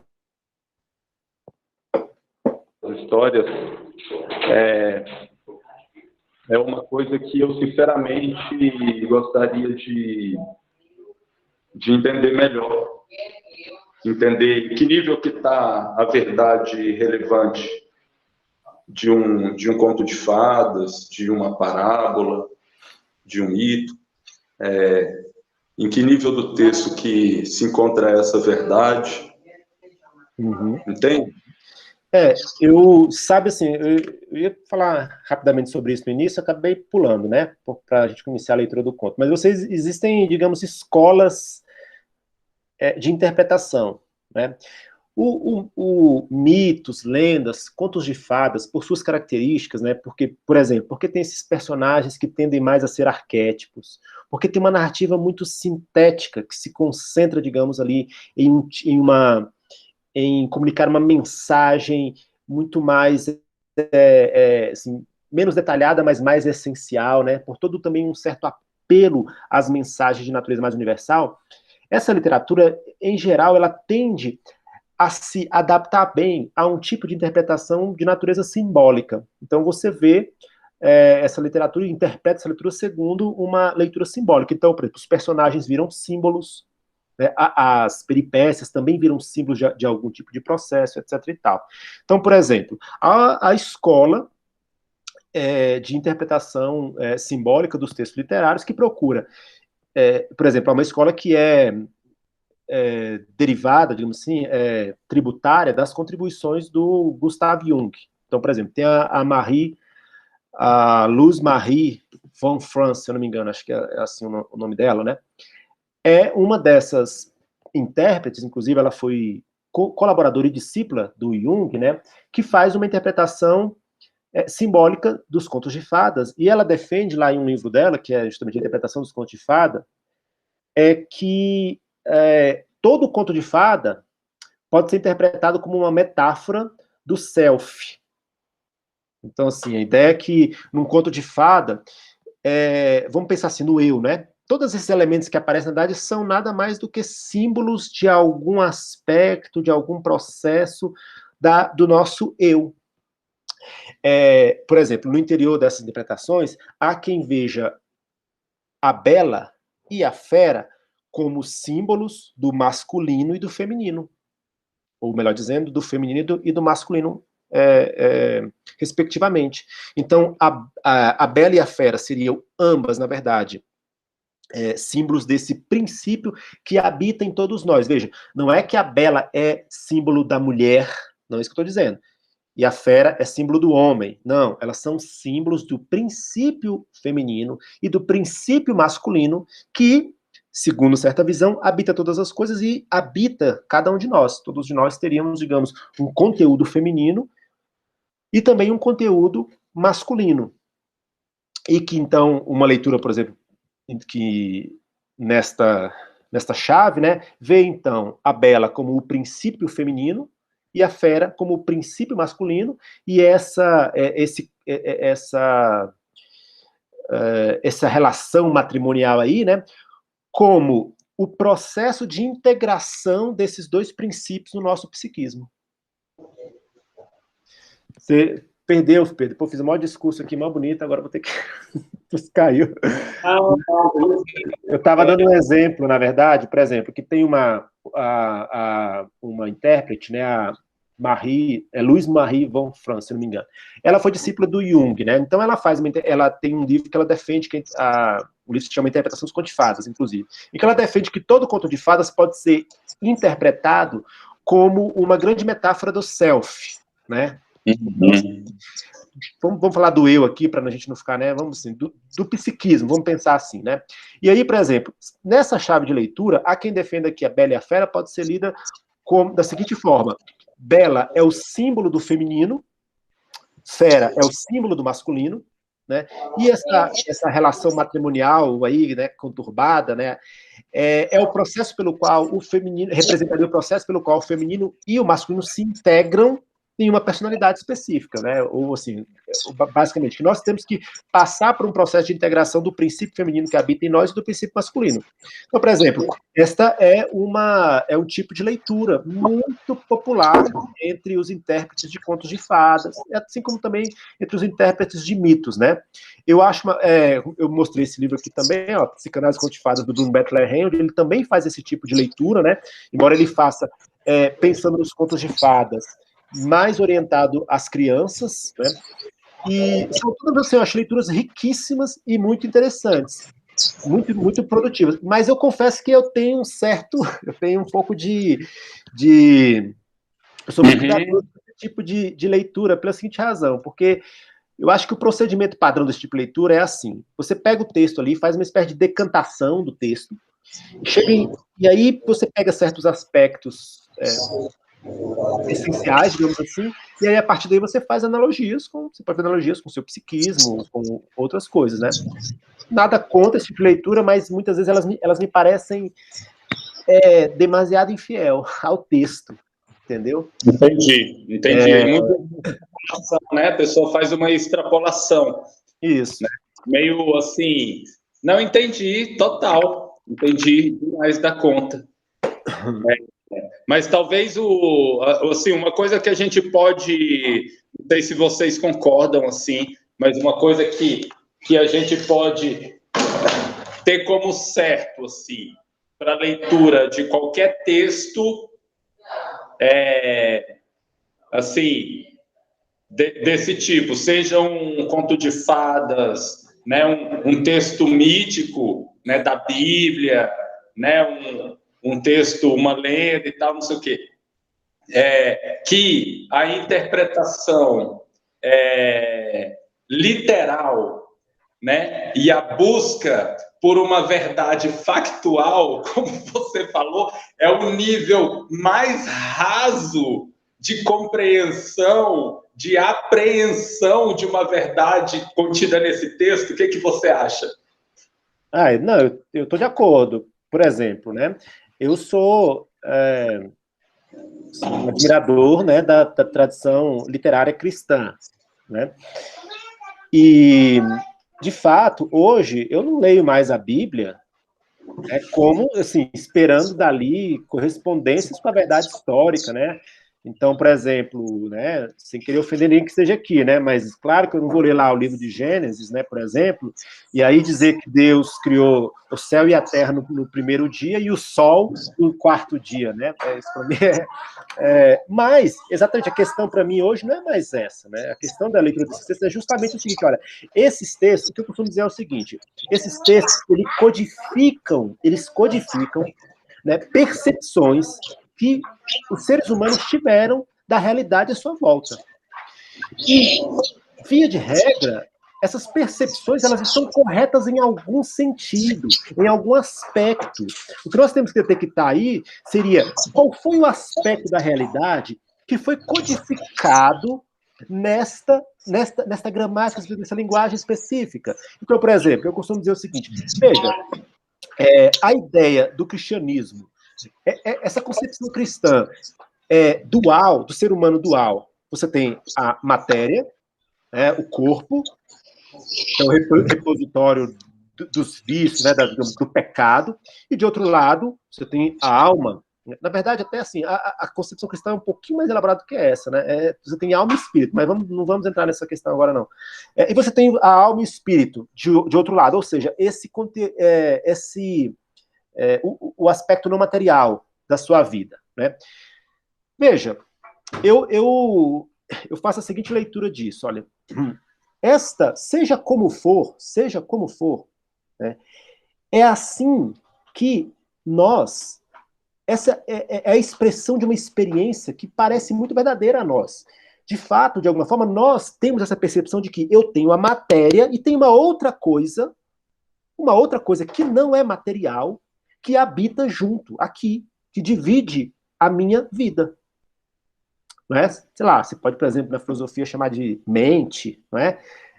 Mas seja como for, note, eu quero dizer o seguinte, a percepção de que nós vivemos uma espécie de dualidade entre o conteúdo material e um conteúdo não material, para mim ela está expressa aí. É claro, o cristianismo não é o único a fazer isso, tá bom? E aparentemente nem foi o primeiro, tá bom? Mas então o que eu procuro fazer quando eu leio um texto como esse? Beleza, Ale, valeu aí a sua presença aí, pena que você ficou muito tímida, isso inclusive não é da sua natureza, eu estranhei, né? Na semana que vem... Eu estou me reconhecendo no ambiente ainda, calma. Beleza. Tá bom, mas tá ótimo, depois eu termino de ver a gravação, pessoal. Muito legal participar com vocês aqui. Vai sexta, já vamos encerrar, né, Alex? Já estamos encerrando. Deixa eu só terminar essa fala aqui. Então, basicamente, eu acho que essa é uma forma de você abordar esse tipo de literatura. É tentar entender o seguinte, cara, isso daqui codifica uma certa percepção da realidade que alguém teve. E se ela foi conservada, a minha aposta é que ela merece ser compreendida. Entendeu? Então é assim que eu procuro encarar esse tipo de leitura, né?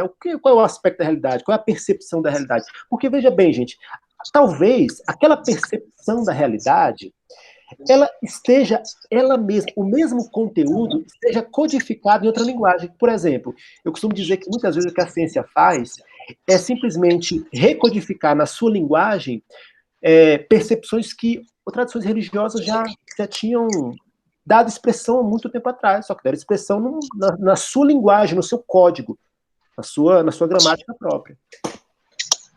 De acordo com o mundo social, político, econômico da época, né? Isso ganha uma expressão na consciência, na linguagem, na cultura, nos contos de fada, nas lendas, nos mitos, né? E aí a gente tenta ler e a verdade nisso talvez seja um pouco... Tem um lado de expressar talvez um aspecto mais geral do ser humano e um aspecto particular da época, né, em que aquela produção cultural foi criada, né? Porque assim, eu sou da opinião de que você só pode expressar você tem uma espécie de paradoxo aí que você tem que expressar o universal sempre numa linguagem particular. O universal sempre tem que aparecer de alguma forma porque na verdade a existência, assim, o que existe mesmo é o singular, não é? Então, por exemplo, a humanidade, né? O que é a humanidade? Bem, eu não sei, mas a humanidade ela só se expressa nos homens individualmente, singularmente, né? Então, um pouco isso, né? E é por isso que eu acho muito interessante, na verdade, você, por exemplo, expandir um texto e fazer esse exercício, né? De, pô, deixa eu ver aqui o que é particular, o que é, né, de caráter mais universal, como é que o universal pode ser representado por figuras mais particulares. Pô, quando a gente pega um texto. Eu não tenho muito contato com essa literatura, tenho um pouco, mas você pega, por exemplo, uma literatura aí, como você tem mais contato, né, da Índia ou da China, né, o primeiro contato você tem uma espécie de estranhamento, né, nossa, mas isso aqui é um universo simbólico muito diverso, mas você consegue reconhecer também outras, não, mas isso aqui me é familiar, né, então acho que um pouco esse exercício aí seria interessante a gente sempre fazer.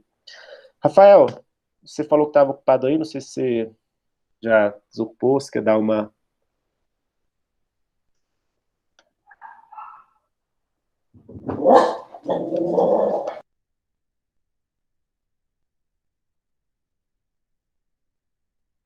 Pessoal, eu vou então interromper aqui. Ana Clara, só para ouvir sua voz aí, o que você achou? Eu gostei muito, professor. Boa tarde, tudo bem? Tudo bem? Eu estava pensando muito nisso, que nesses contos de fadas a inveja geralmente é que move o conflito, sabe? Geralmente é uma mulher que tem inveja de outra mulher, geralmente por causa da aparência. Tipo, por exemplo, na Branca de Neve isso acontece, na Cinderela isso acontece. Eu vejo muito isso acontecendo sempre. Sim, sim, certamente. Você tem razão. A inveja é um vício poderoso, né? Tem poder, assim, de fato, produzir grandes desgraças nos contos de fadas, pelo menos. Né? Não sei se a Ana Clara, não sei se a Ana Clara tem acesso a baixa filme pelo Torrent ou YouTube. Não sei onde é que está o filme, mas o filme que fala sobre inveja, para mim o filme mais espetacular sobre inveja é aquele do Mozart, Amadeus.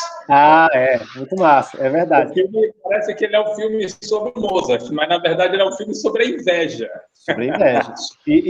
Inclusive, assim, aquela relação ela é ficcional, né? As coisas não ocorreram daquele jeito, né? Mas, de fato, é um excelente filme, de fato, assim, o Salier, né? E o Mozart. Meu Deus, de fato, é maravilhoso esse filme. Esther, também, só para ouvir sua voz aí no final, por favor. Just for record.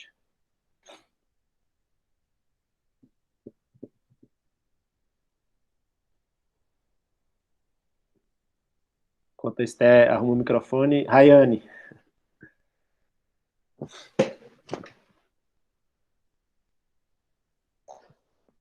Ah, tá bom. Beleza. Ah, beleza. Ellen. Quer falar, Ellen? Aí, o que você achou?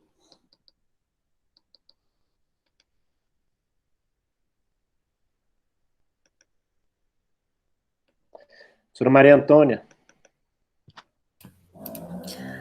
Eu adorei, né, Alex? Pô, sempre um momento bom de aprendizado. Tô aqui um pouco encaladinha também, porque tô igual a Alessandra, né? Entrando no ambiente, conhecendo primeiro, mas nos próximos encontros eu espero poder contribuir um pouquinho também com vocês. Sim. Aprendi muito hoje. Obrigada pelo momento. Vocês estão parecendo aí o pai da Bela, entrando no castelo todo assim, sorrateiro. Não, pai, para entrar já... Ô, você dá licença que hoje é nosso momento aluno, tá? Tá certo. Pessoal, vou interromper a gravação, então. E aí, quem quiser sair, fique à vontade.